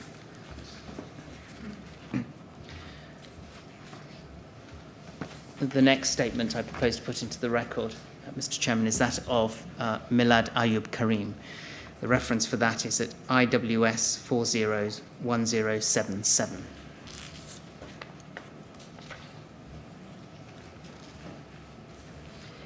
go to page 13, please. There is a statement of truth. The statement is signed and dated the 13th of September 2018, and it is not accompanied by any exhibits. Milad Karim did not live in Grenfell Tower, but he explains in his statement that on the night of the 13th of June, he was visiting a friend, Rabin Sabir, who lived at number 23 on the 5th floor. And he explains that he arrived at Grenfell Tower at around 11 p.m. And they were sitting together when they began to notice a smell of smoke and burning, which initially did not cause any concern, particularly to Rabin. But then, as the smoke grew stronger, Milad became more and more concerned. And if I pick it up at paragraph 12 on page 2, please. Rabin told me to check the kitchen to put my mind at ease, so I went to the kitchen to make sure everything was okay. I checked the cooker, but there was no sign of fire in the kitchen, but the smell became noticeably stronger. It was as if I was standing close to a bonfire, but I couldn't see it. Whilst in the kitchen, I could hear people outside shouting, not screaming. But I remember a woman and children speaking loudly. The windows were double glazed, so I couldn't hear exactly what was being said, but it was loud enough for me to hear it and become suspicious. It was late, so I wouldn't have expected children to be awake at that time. So I went to the window to see what was happening outside. I looked out of the kitchen window facing the playground and initially saw nothing. I then looked round to the left of the window facing the walkways when I saw a woman on the balcony of one of the walkway finger blocks, waving and shouting to people in the tower. She was in a dressing gown, waving frantically at me whilst I was looking out of the kitchen window. There were other people standing next to her, and they seemed to be signalling to other people in the tower, whilst others appeared to be having intense conversations on their mobile phones. Rabin was still in the living room at this point. I told him what I could see and told him that something wasn't right, and he told me to open the kitchen window to get a better feel for what was going on outside. The flat is on the corner of the building, with the kitchen window on one side of the building facing the playground, and the living room window around the corner on the other side of the building facing the walkways. I opened the window on the side facing the playground, and I could immediately smell a strong smell of burning. There were firefighters in the playground, about 3 or 4 of them, and one was trying to communicate with me. I knew at that point that something close by was burning, but it wasn't until I looked up and right to my horror that I saw a fire raging from outside of the building above me in a northwest direction. I could see smoke, lots of thick black smoke floating in the air. The fire was red, blazing red, with a hint of yellow, blue, and green flames. The flames and smoke were all mixed together. I remember seeing fire and pieces of the building falling to the ground. I was shocked at how close the fire was to me. I could see everything clearly from the window. The statement continues. Whilst looking up at the flames from the kitchen window, the smoke appeared to be circulating, moving in an upwards direction along the side of the building. The fire was spreading quickly. I said to Rebin, "We're in deep trouble as the building's on fire," and Rebin jumped up from the living room sofa where he was sitting and went to the living room window. When he saw the smoke, he started talking in our language, saying, "Oh my God, fire, what are we going to do?" I noticed at this point that a fireman was on the ground and a fire engine was parked under the bridge which connects the tower to the walkways. I shouted at the fireman about 6 or 7 times, excuse me, can you please help us? We're trapped," to get his attention as there was so much noise around us. The firefighter eventually shouted, "What floor are you on? How many people?" I shouted back, "5th floor, flat 23, 2 people." The firefighter told us to stay where you are and don't panic. I was shaking and scared, but felt comforted that I'd spoken to the firefighter. I thought we would be rescued. I left the kitchen window to go to the living room to join Rebin. I think he was on the phone at this point or speaking to neighbours from the window. We were in absolute shock, completely petrified. I just kept walking from room to room as I was so unsettled. I looked outside the bedroom window and I could see a fire engine parked. 10 to 15 minutes passed and the firefighters had not come to rescue us, so I went back to the kitchen window to speak with the same firefighter on the ground. I asked if they were coming to get us, as the smoke was getting stronger outside the building. At this point, I was told by the same firefighter that it might be best for us to take the stairs. I thought that was a good idea. Rabin was still talking to neighbours, but I did not hesitate, went straight to the front door without a second thought. The smell of smoke was now intense. I saw smoke coming into the flat from the bottom of the front door as I walked towards it, so I became anxious. I opened the front door, looking straight ahead into the communal hallway in front of me. To my horror, I saw the communal hallway was already filled with a wall of intense, thick, black smoke. So thick I couldn't see anything clearly except the smoke. It was pitch black. I could just about make out the lifts from the front door when I strained and squinted my eyes. I could hear screams from the stairways in different languages, Arabic in particular, and firefighters talking to people. I could hear men saying, "Get out, it's not safe." I could hear somebody call out, "Omar, are you okay?" I couldn't see anybody as the smoke was too thick and dark, but I could hear what felt like 100 conversations at once from different directions. I remember hearing little children crying and screaming from different parts of the building. That sound will never leave me. I was at the front door for 5 to 7 seconds in total shock. I was thinking to myself, "My God, what is happening? How are we going to get out?" The shock hit me in my knees as it dawned on me that this is it. There is no way out. I was coughing as the smoke got stuck in my lungs. My eyes started burning, so I quickly closed the door. I ran back to the kitchen window to speak to the same fireman. I thought about jumping out the window to escape, but couldn't as it was too high. Rabin was still walking between the living room and the kitchen on his phone, trying to find out what was going on.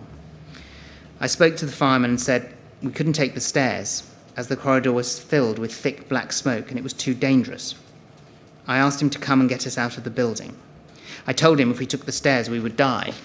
He told me not to panic and to stay there, and they would come and get me. I could literally see my whole life passing by my eyes. The smell was getting stronger every minute. You could see the smoke was slowly creeping into the flat, trying to force its way through the keyhole, under the door, and through the sides of the front door. Rabin suggested we take the stairs, but having seen the condition in the communal hallway, I told him that it wasn't safe. He reassured me that it was okay and went to get his jacket from the bedroom, and we opened the door the second time. That's when he saw the smoke for himself, and he closed the door straight away as the smoke was so thick. We were both scared, terrified, and feeling hopeless as we felt trapped. I believe half an hour or so passed when 2 firemen came through Rabin's front door. I do not know how they got in, but I remember they were wearing masks carrying red oxygen cylinders on their backs and torches. I thought they had arrived to save us, but they told us to stay in the flat a little longer because they didn't have oxygen masks with them for us, and it was too dangerous to go down the stairs without them because the smoke was so bad. I didn't want them to leave us, but the firefighters said, "Stay here and we will find another way to get you out. Don't panic, we will get you out." Then they left. They were only with us in the flat for no more than 2 minutes. We closed the door behind them, but a lot of smoke had already entered the flat. I could see the reflection of the smoke in the torchlight when they were in the flat. It wasn't thick smoke, and we could still see everything in the flat at this stage, but it was there. The temperature in the flat was increasing. By now we were totally panicked and did not know what to do. It seemed hopeless, but we were praying that somebody would come and get us out. Then about 20 to 30 minutes later, I saw 2 firemen on the ground, putting a ladder up against the building towards us. But it was not long enough and only reached the floor below us. At this point, we thought we were going to die, and there was no way we could be rescued. We were desperate to get out of the building, but didn't have many options. We thought about tying bed sheets together to climb down to lower floors and then jump down to the ground. We thought we would break some bones, but at least we would be alive. But Rabin didn't have enough sheets. If I move forward in the statement to paragraph 48, it continues. We talked to neighbours and people on the walkways, but we had no communication with the firefighters for roughly 20 to 30 minutes. Then I saw some firefighters looking at the bridge near flat 6, which connected the tower to the walkway finger blocks. The bridge was connected to a fence gate which was locked with a massive chain. If the firefighter had put the ladder up by the playground, the ladder would have been too short to reach us. So I watched them open the gate to bring the ladder up onto the bridge. The firemen had rope in their hands which they attached to the ladder to pull it up onto the bridge before extending the ladder up to the living room window. Now that the firemen had opened a gate by the bridge, I believed the ladder would be long enough to reach us. Once the ladder was on the bridge, they extended it up, but it was too short. The ladder only reached the 3rd or 4th floor. They collapsed the ladder and didn't say anything to us, but after about 10 minutes, some firefighters on the bridge put another ladder up against the building towards us. But they put it about 3 feet away from the window, and it was too difficult and dangerous to reach. I was desperate to get out, but thought we would fall from the window whilst reaching for the ladder, as it was too far from the wall of the building. My feet were getting hot from the heat inside the flat. I remember shouting out to the firefighters, asking them to move the ladder closer to the window so we could reach it without overstretching out of the window too far. The firefighters moved the ladder to the kitchen window. A fireman climbed up and asked if we were okay. He looked so hot and was sweating heavily. He asked me for a glass of water, so I got him one. He stayed at the window and drank his water. He only had a helmet on, no breathing apparatus or mask. I would guess he arrived after 2 a.m., but I can't say for sure. He asked who was going to go down the ladder first, and Rebin told me to go. Rebin is older than me, so I think he wanted to make sure I got out safely before he went down. I didn't want to leave him, but we had to move quickly, so I put my coat on and climbed onto the window ledge. When I looked at the fireman's ladder, it was very slim, seemed flimsy and unsafe. I asked the firefighter to tie me to the ladder or do something to make it secure, but he said I had to go now and move quickly, as the fire was approaching. He said the fire and smoke were escalating and the building was burning rapidly.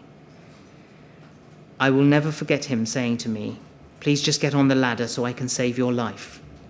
That is when the reality of the situation dawned on me. I just had to risk it. If not, I would die in the fire. While sitting on the window ledge, I could see heavy flames, black smoke, and pieces of the building falling from the building. The corner of the building on the northeast side was burnt completely. I couldn't see the sky as it was covered by the flames and smoke. The fire was really bad. It was raging. I'd never seen anything like this before. The firefighter told me what to do and guided my every step. He told me to hold onto the window frame with my left hand and feel for the ladder step with my right foot. It took about 5 minutes to get myself together because I was panicking. I couldn't feel the ladder with my foot at first, but I eventually managed it, and I started to work my way down the ladder. The fireman was directing me from underneath me, saying left foot, right foot, left foot, right foot. We went down about 20 steps before the top ladder ended and the lower ladder started, which was scary, but we carried on down. I saw a fireman at the bottom holding the base of the ladder. When I got down, the fireman directed me to a policeman who was standing near the main entrance. I spoke to him and he sent me away from the building. There was what seemed like hundreds of people everywhere. Mr. Chairman, that's where I propose to stop reading from that statement. Yes. Thank you. The next statement I would want to put into the record is the statement of Faduma Ahmed. That is at IWS 50729. Could we go to page 8, please?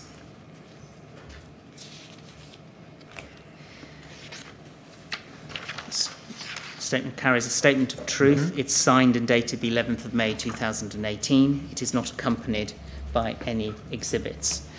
In her statement, Ms. Ahmed explains that she moved into flat 164 on the 19th floor of Grenfell Tower in 2008. She lived alone in her flat, and on the night of the fire itself, she had been at work until 9 p.m. and then she went straight home. If I begin by setting out an extract of her account of the fire by going to paragraph 6 on page 2. At the time of the fire, it was Ramadan, and I broke my fast at about 9 p.m. after work. After work, I stayed in my flat and I was listening to Islamic lectures on my phone with headphones on. At about 1:20 a.m., I was still awake in my bedroom and listening to the lectures, when I got a phone call from my cousin, Sabah Mohammed, who told me that there was a fire in the building. She lives near Grenfell Tower and could see from the outside that it was on fire. She told me that I should come out of the tower and get downstairs. I spoke to Sabah after the fire, and she remembers checking her phone times and told me that she first called me at 1:20 a.m. I was shocked by her call. There had never been a fire before in Grenfell Tower that I had seen. I did not check if there was any fire, and at this time did not see any fire or smoke in my flat.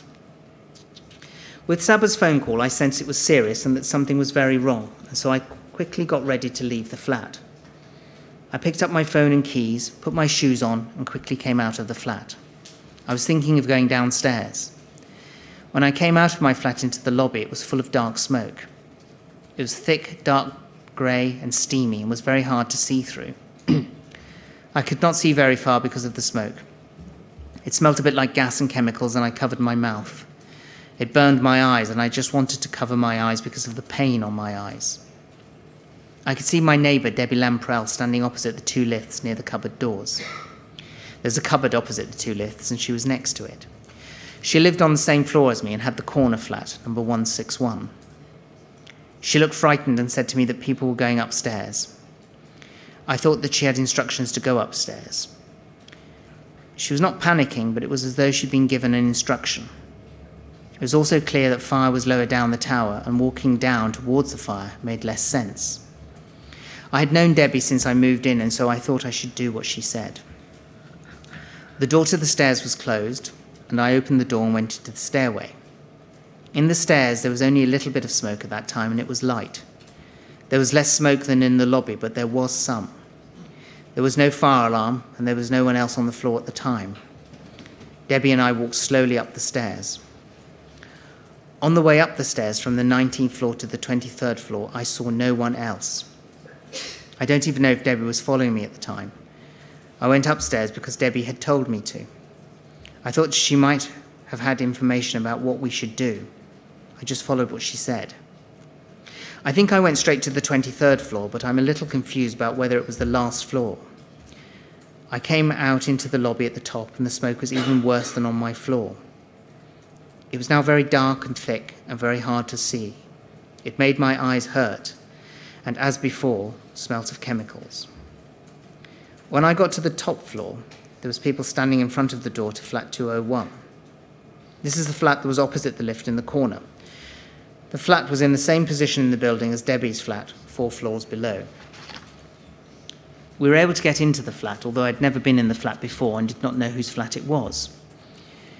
Inside the flat there was some smoke, but a lot less than the lobby, and I could also see fire at the windows. I was standing in the corridor and could look along the hall and see fire appearing in front of the living room window. We stood in the corridor of the flat.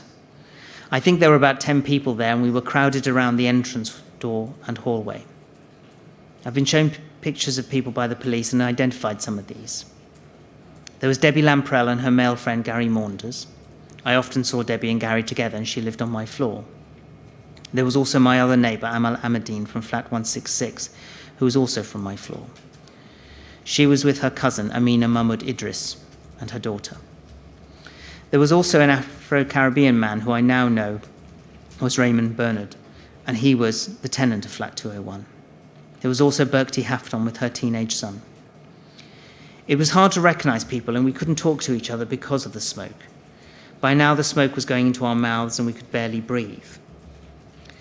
The front door of the flat was open a little, and people were standing along the corridor near the door. People were acting in different ways. Some were calm, some were panicking and trying to cover their mouths. We were all hiding in the corridor of the flat to get away from the flames near the window, and because the lobby was so thick with smoke.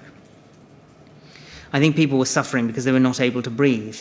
The smoke was affecting people's minds and making it impossible to even think. I was feeling dizzy. It was like a gas. Amal and I began to go to the bathroom to try and bring water out and throw it onto the fire in the window. We found a washing up bowl, and about 3 times we carried water in the plastic bowl through to the living room. We threw the water on the window because the top of the window was on fire. The window opens in 2 ways. It can open completely on its hinges like a normal window, or it can tilt forward at the top. It was tilted open at the top, and the top had caught fire and was burning away. We were trying to throw water onto the window to try and put it out. I was worried because I could see that the television was close by the window and was worried that it might become dangerous because of the fire and water, and so we stopped.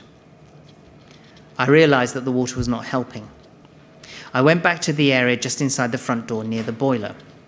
At that time, I don't know how many people were still standing there.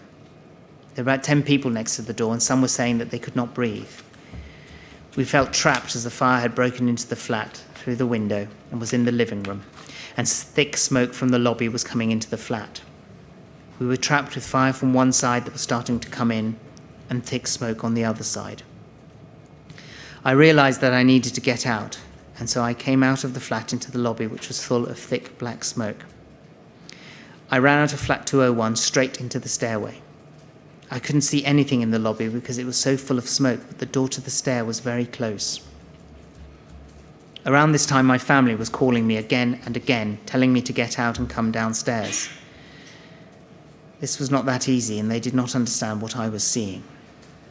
I was worried about the fire coming from below and thought that there was no hope going downstairs.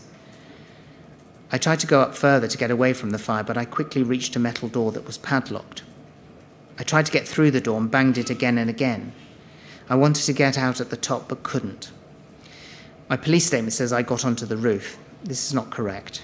I tried to get onto the roof and banged on the door to get up there, but could not get out. I could hear a helicopter outside and kept banging on the metal door. It was a steel, brownish colour door. It was very small but locked. I could hear the helicopter and kept thinking that there was no way for them to get in. They couldn't see me, and I don't know why I was banging or how long I stayed there. By now, smoke started to come onto the stairs. I was on the phone to my cousin, who was just telling me, just come down, just come down. But I knew how bad the smoke was in the lobby and knew that the fire must have been stronger downstairs. Even though my cousin was saying come down, I thought there was just no hope going down. More smoke was coming down the stairs and making it hard to face going down. It was as if the smoke was following me up. It was very scary. The smoke was dark and had a terrible smell. It was like drinking gas. My cousin was on the phone, but I was thinking that they couldn't see what was really going on. Smoke was coming up, hitting me, and what they were saying and what I was doing were completely different. Smoke was coming up towards me. That is what stopped me from going downstairs. I felt like my cousins just couldn't understand. I appreciated their calls, but the reality was so different. As I was banging on the door, more and more smoke was coming up. The smoke was getting thicker and thicker all the time in the stairwell. It was now so thick that I couldn't even see the stairs underneath my feet. I remember speaking to my cousin on the phone. I wasn't thinking straight and was breathing chemicals. Whenever the phone rang, I wasn't always able to answer. At one stage, my sister called me. I heard them both telling me to come down the stairs. I decided to try and walk down the stairs, but could hardly walk. On the way down, there was smoke in the stairs. It was very dark, and so I couldn't see things properly. As I got further down, the smoke got thicker, and it became more and more difficult. I could not breathe very well and was coughing. I could not walk properly and had to hold the rails to steady myself. The further I went down, the worse the smoke was. It was making me cough and was making me feel dizzy, but I came down 2 or 3 flights, but finally could not do any more and sat down against the wall. I think this was between floor 20 and 21. I remember this because it was halfway between floors, and I was sitting and leaning with my back against the wall. I don't know how long I was sitting there. It may have been half an hour, I just don't know. There was so much smoke and breathing was so difficult, and I felt weak. I just prayed. I wanted the smoke to take my soul, but I didn't want to experience the fire. I knew I was going to die and felt like I was waiting to die. I was thinking about the good things that I've done. In Islam, we believe that the good things you have done in your life will protect you at the end. I was wondering whether I had done enough good in my life and whether I had done the things that I should have done. After about half an hour, I saw a light coming towards me and I heard a fireman's voice. The fireman had a light on his forehead and I could see it through the smoke. I don't remember speaking to him. He wanted to hold my hand to help me downstairs, but I was too dizzy to walk very far and he began to carry me. I remember very little from this point. I remember saying thank you. I remember that he said that we needed to go downstairs. I could not continue walking and he soon had to carry me down because I couldn't walk. He was going very fast to get down the stairs, but after this I don't really remember what happened. My next memory is lying down somewhere and the ambulance people were with me. There was an ambulance and paramedics and they were giving me oxygen. They took me to St Mary's Hospital and I was there for about a week. And that's where I propose to end with that statement. Yes. Thank you very much. Mr. Chairman, can I now go to statement which is that statement of Solmaz Sattar, which is at IWS 50769.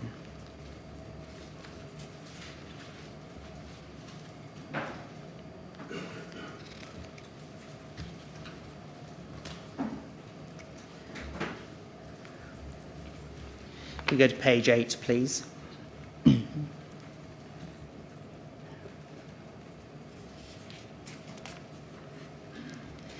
The statement carries a statement of truth. It's signed and dated the 26th of June 2018. There are no exhibits accompanying the statement. If I go back to the first page, please. In her statement, Solmaz Sattar explains, I'm the daughter of Shanaz Afrasiabi, whose sisters Sanika Afrasiabi and Fatima Afrasiabi died in the fire at Grenfell Tower. Sakina had lived at flat 151 Grenfell Tower for about 12 to 18 months before the fire. And if I just read an extract of Solmaz's statement, Yes. And particularly in relation to the events of the night itself, I start at paragraph 7 on page 2, please. On 13th June, Sakina, Fatima, my mother Shanaz, Fariba, who she explains was a cousin visiting from abroad, and I spent the day together. We had lunch at Sakina's flat and stayed there that afternoon. I left with my mother and Fariba at about 9:30 p.m. Fatima stayed with Sakina. A few hours later, after I'd gone home, I received a phone call from a friend telling me that Grenfell Tower was on fire. I then immediately called Fatima. I believe that this call was made before 1 a.m. Fatima couldn't speak English fluently, and so I would speak to her in Farsi, which is her first language. Fatima answered the phone. I told her that there was a fire at Grenfell Tower. She said, yes, the building's on fire. Come as soon as possible. She then asked me to call the fire brigade. I called my mother and I told her about the fire. At first, my mother did not believe me and she thought that I was exaggerating. She thought that it would be just a small fire. I shouted at her that it was serious. I was driven to Grenfell Tower by a friend. When I arrived, I saw that the fire brigade were already there. There were a lot of firefighters around the bottom of the tower. I'm not sure how many. I believed I arrived at the base of the tower at about 1:10 a.m. I'd been on the phone to Fatima from the moment I left my house. She was telling me what was happening inside. If I continue from paragraph 11, my mother came to the tower around 10 to 20 minutes after I had arrived, so at around 1:20 a.m. to 1:30 a.m. Shirok, one of Sakina's sons, arrived at about 45 minutes after me. When we first arrived, there were only a few people who were not firefighters, perhaps 10 people at the base of the tower. Then people started to arrive from the surrounding area and it became very busy. We were shoved and pushed by people trying to get close to the building or to get into the building to help rescue the people left in there. I was on the phone to Fatima and remained speaking to her throughout the evening, with a few very short breaks. I can't remember what time everything happened during the night. It is all a bit of a blur now. If I move on to paragraph 14. On the way to Grenfell Tower, I remember asking Fatima if there was anyone to help her or if the fire brigade were there. Fatima said she did not know. At the time, Fatima said she was too scared to go to the window to see where the fire was. When I first started speaking to her, Fatima was in flat 151 with Sakina. By the time I'd arrived at Grenfell Tower, Fatima told me that they had left their flat intending to go down the stairs and to leave the tower. But when they left their flat, they met other residents in the corridors. She did not say exactly who or where, and they were told not to go downstairs as there was fire further down inside the building. Fatima told me that she and Sakina went up to a neighbour's flat on the 23rd floor. I believe the neighbour was called Faha. From then on, Fatima and Sakina stayed in this flat on the 23rd floor. I believe that this was flat 205. I do not know exactly what time it was that they went up to flat 205, but if I arrived at the tower at around 1:10 a.m., it must have been shortly before then. I saw the fire going up the building after I'd arrived. It was so quick, it looked like burning paper. The smoke got thicker and thicker as the night went on. When I arrived, I was standing at the base of the tower next to a police officer and London Fire Brigade officer. They both asked me who I was speaking to and asked me who was up there. I explained that my aunties were on the 23rd floor and that they had to be rescued. Fatime told me that she and Sakine were in flat 205 with 2 men and 2 other women. I passed the information on to the police officer and the fire officer. At that time, Fatime was quite calm. She said to me to tell the police officer and the fire officer to bring trucks to rescue them. She asked that they bring a cherry picker or an extended ladder that could reach them up on the 23rd floor. Fatime told me that there was no fire in the flat, but there was smoke, and that they could smell the smoke. I passed this on to the police and fire officer. I was told by the fire officer to tell Sakine and Fatime and the others in flat 205 to stay put and that they would be rescued. I told my aunt this. The firefighter told me to tell my aunts that they should make everything wet, to wet towels and put them under the doors, to wet the carpet, the sofa, and to wet themselves. When I told Fatime to do this, she said they had already done all of that. I continued to be in telephone contact with Fatime. I could hear Sakine in the background, but I did not speak to her. I relayed what I was told to my mother, Shanaz, and to Shirok. For some of the time, I put Fatime on speakerphone so that everyone could hear what she had to say. I also translated what she was saying to the police and fire officer. I was worried and scared, but I believed that Fatime and Sakine would be rescued. We saw more and more firefighters and police officers arriving as time went by. Later on, there was a helicopter flying around the tower that I thought was there to rescue people trapped higher up in the building. I asked Fatime if she could hear the helicopter, but she said she could not hear it. I said it was probably there to rescue her. I remember seeing that the fire brigade was spraying water on the outside of the building, but the water could only reach part way up the building, perhaps to the 11th or 12th floor. It didn't look like it was reaching higher than this. At one point, Fatime started coughing down the phone. I told her to drink some water. She told me that there was no water and that the water supply in the flat had been cut. Later in the night, I said to Fatime that I just wanted to put down the phone to her so that I could tell the firefighters and police officers the information that she had told me. The firefighters gave me the advice to pass on, which was that my aunts should stay put and wet towels and put them under doors. When I tried to call Fatime back, she did not pick up the phone. After this, I was not able to speak to her again. The previous call had been the last time I'd spoken to her. I kept asking myself why I put the phone down. Even though I could not get through to Fatime, I still believed at the time that they would be rescued by the firefighters. From where we were standing, it looked like the other side of the tower was not yet on fire. I actually thought that my aunts had been rescued, and that was why Fatime was not answering her phone. I see lights in the windows of the tower, and I could see people holding lights in the windows and waving them, trying to get attention. I could hear people inside screaming for help.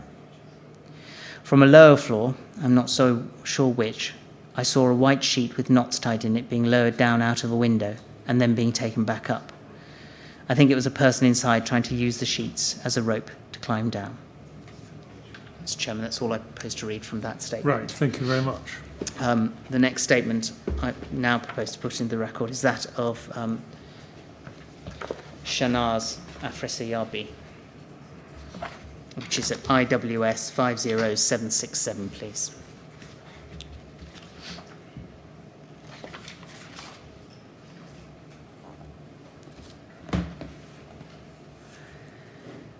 If we go, please, to page 7 of that statement.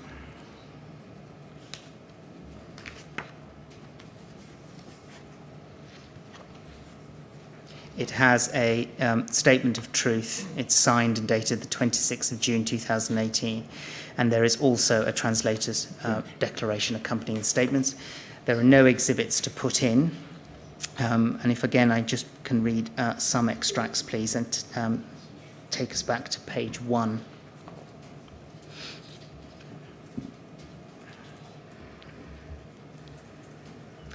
At page 3, paragraph 3, sorry, Shanaz explains, my older sisters Sakine and Fatime Afresiyabi both died in Grenfell Tower. I was very close to them. particularly to Sakineh. If I move now to paragraph 8, and again deal with the account of the night of the fire.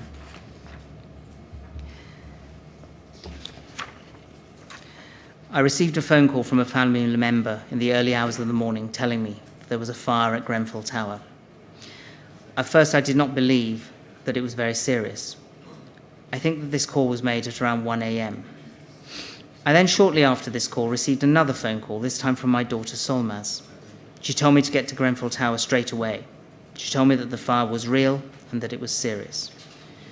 I told Fariba, and this is a relative visiting from abroad, that there was a fire at the tower and we left my flat immediately. I stood in the street and I put my hand out in front of passing cars, asking them to stop and take us to Grenfell Tower. The car stopped and we were given a lift by a stranger towards the tower, who dropped us off at Pumpkin Pizza Shop, which was close to the tower. We started walking towards the tower. I got there around 1:30 a.m.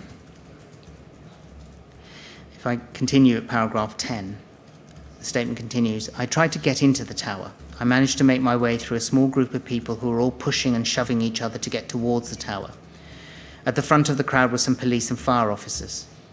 I pleaded with them to let me go into the tower, but they didn't let me in. I could do nothing more but stand there and watch the fire. Much later on, I saw that my arms and legs were covered in bruises. I think these bruises were from me trying to get between the crowd to get into the tower and trying to get past the police so I could get to the building and rescue my loved ones. At one point, whilst in the crowd, I fell on the ground. Again, if I move now to paragraph 12, I stood next to Solmaz, who was on the telephone to Fatima. She was speaking in Farsi to Fatima, as Fatima was not fluent in English. Solmaz was listening to what Fatima had to say, and then she would tell the firefighter and police officer standing next to us what was going on in their flat.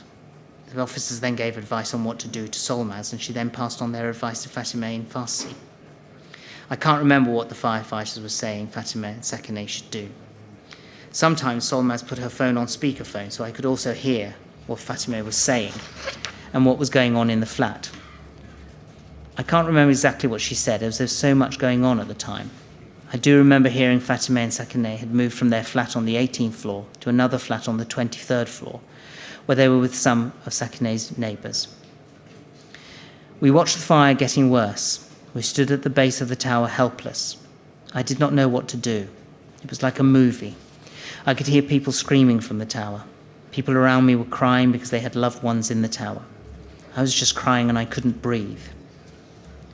Again, if I move forward in the statement now to paragraph 17, I saw a helicopter in the sky an hour or two after I'd arrived. I remember that we all spoke about how we thought it was there to rescue my sisters. I thought it was there to rescue people in the tower. We all believed at that point that my sisters would be rescued out of the tower and out of the fire, but that didn't happen. Days after the fire, I found out that the helicopter was there to film the fire. Solmaz had been on the phone to Fatima virtually the whole time since I had been there. Solmaz told Fatima she was going to put the phone down so that she could get an update from firefighters about what they should do, so she could tell Fatima and give her an update on the rescue. Solmaz put the phone down and spoke to some firefighters. However, Fatima did not pick up her calls after this point. She didn't pick up any calls after this. We were no longer able to reach her. I think this was about 3 a.m. At the time, I believed that they must have been rescued by the firefighters and my sisters were leaving or had left the tower. I waited for my sisters to come out of the building, but they didn't come. It was incredibly difficult. I was crying and found it difficult to breathe. I was getting more and more worried about my sisters as time went on, and I started to question whether they had in fact been rescued. If I finally end by just reading a part of paragraph 23. I also went to a local church to get some water. I believe I did this around 10 a.m. There were 2 registers at the church and I checked them. One list was for people who'd been rescued from the tower and another list for those who were missing. I saw that my sisters had been registered as having been rescued, so I left and went to check all the churches nearby to try and find them. I went to the town hall and to all the hospitals where the survivors were being treated, as to see if my sisters were there or if there was a record of them, but there wasn't.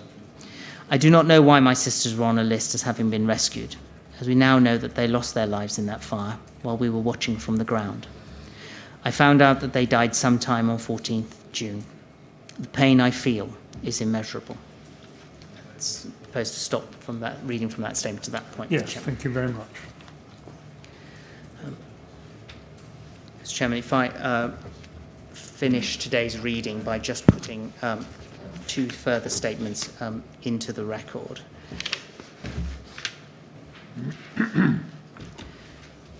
First statement, if we could just have it up on the screen, is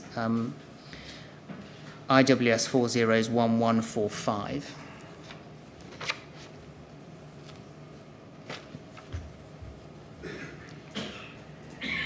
This is a supplementary statement from Nida Mangoba, who was a resident in Grenfell Tower. If we go to page 2 of the statement, please.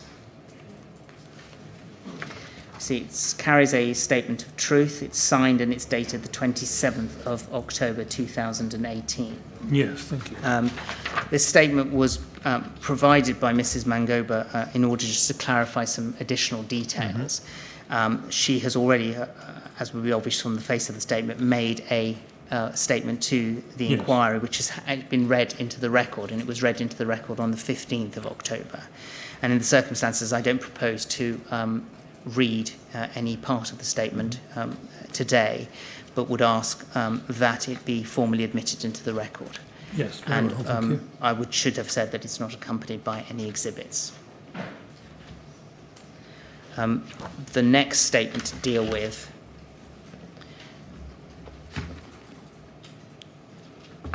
is at IWS 401036, please.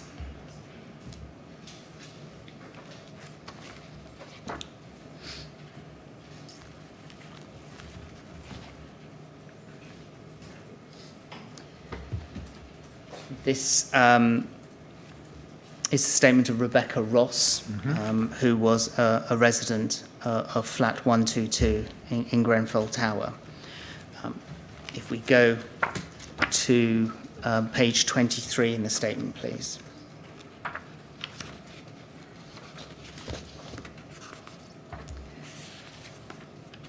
The statement carries a statement of truth, and it is signed and dated the 22nd of August 2018. There are 10 exhibits accompanying the statement, and I should put those formally into the record. They are labelled within the statement as RSR 1 to RSR 10, and in terms of their inquiry references, they begin at IWS 1033 to IWS 1036, IWS 1039 to IWS 1041, IWS 1043 to IWS 1044, and finally IWS 1046. As I've explained, Mr. Chairman, the statement sets out a great deal of detail, including Miss Ross's account of the night. Yes. But I do not propose to read any part of the statement out loud today, but again would ask that it be formally admitted into the record. Yes, thank you. I think we've got a little longer than I thought, so perhaps could I just do one more statement, if I may? Yes, very well. Thank you.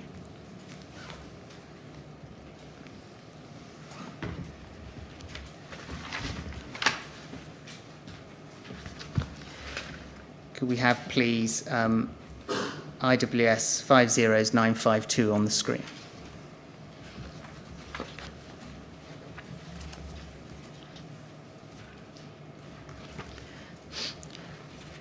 And if we go, please, to page 15 of the statement. This is the statement of Makrem Hazi. And on the last page, page 15, we see that it is signed with a statement of truth. The date of the statement appears on the front page as 14th of June 2018. If we could go back, please, to that front page.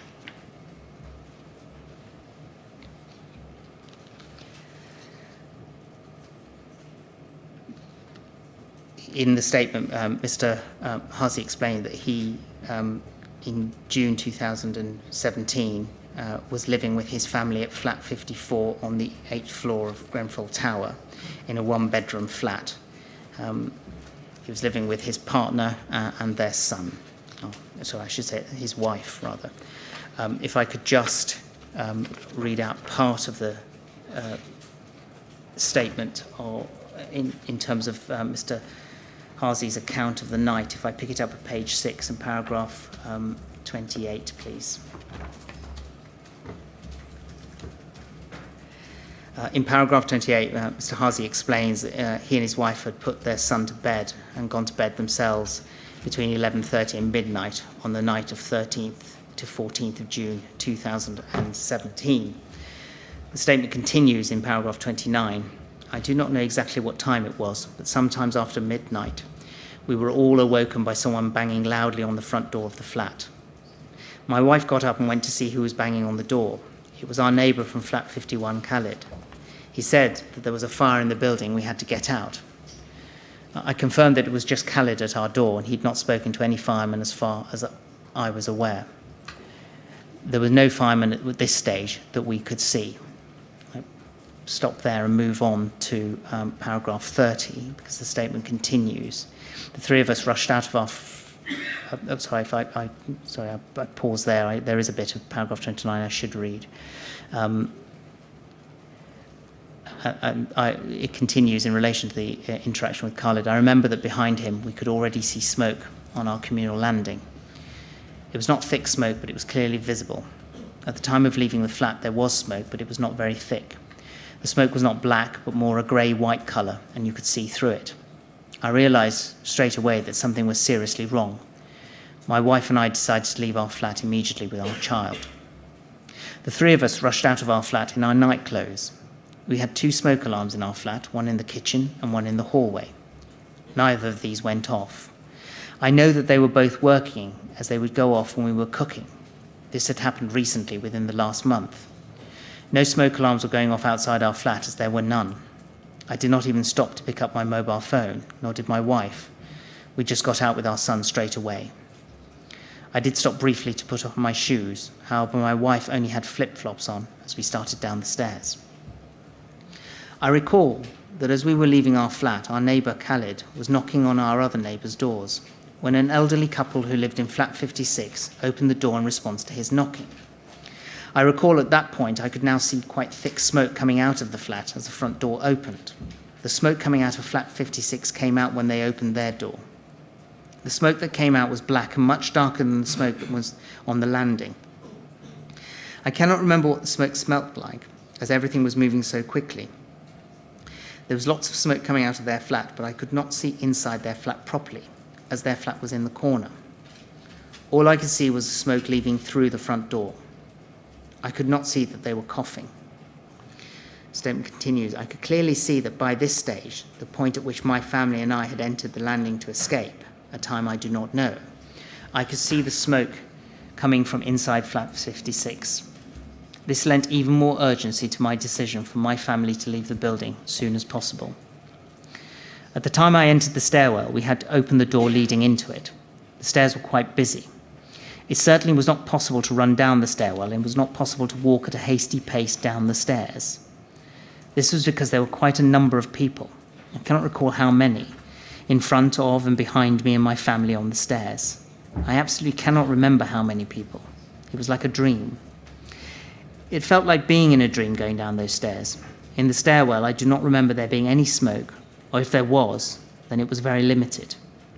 I could see down the stairs as the smoke, if there was any, was not thick. As I've said, I cannot remember if there was no smoke, or if it was just very thin. I do not remember if there was any smell of smoke on the stairwell. There were lights on in the stairwell, but I do not know if they were the emergency lights or the ordinary lights. I could not hear any fire alarms either above or below where we were while we were going down the stairwell. However, when I reached around the boxing gym on the first floor or shortly after, I could hear alarms. But I do not know where the sound was coming from or what the alarms actually were. However, it must have been close, as it sounded quite loud. As mentioned above, when we were leaving our flat via the stairwell, there were no firemen that we could see. There were people in the stairwell who had clearly just woken up. They were in a state of semi-undress and clearly did not have on proper outdoor clothes. I remember seeing people topless and people just in their underwear, all going down the stairs. They'd obviously left their flats in haste and urgency, just like me and my family. We could only go down in single file down the stairwell, as very soon we met firefighters coming up the stairs. We first met the firefighters either on the floor with the boxing gym or shortly after that. I think we passed about 3 or 4 firemen at this point. I also recall seeing the firefighters' hoses being run up the stairwell. The firefighters and their hoses restricted the width of the stairwell, which could be used by the residents leaving the building. I do not know how long it took for my family to get down the stairs, but it seemed to be no more than 5 or 10 minutes. I really am not sure, though. I subsequently learnt from the police that the CCTV camera, which was located in our ground floor of the tower area, captured me leaving the building at 1:24 a.m.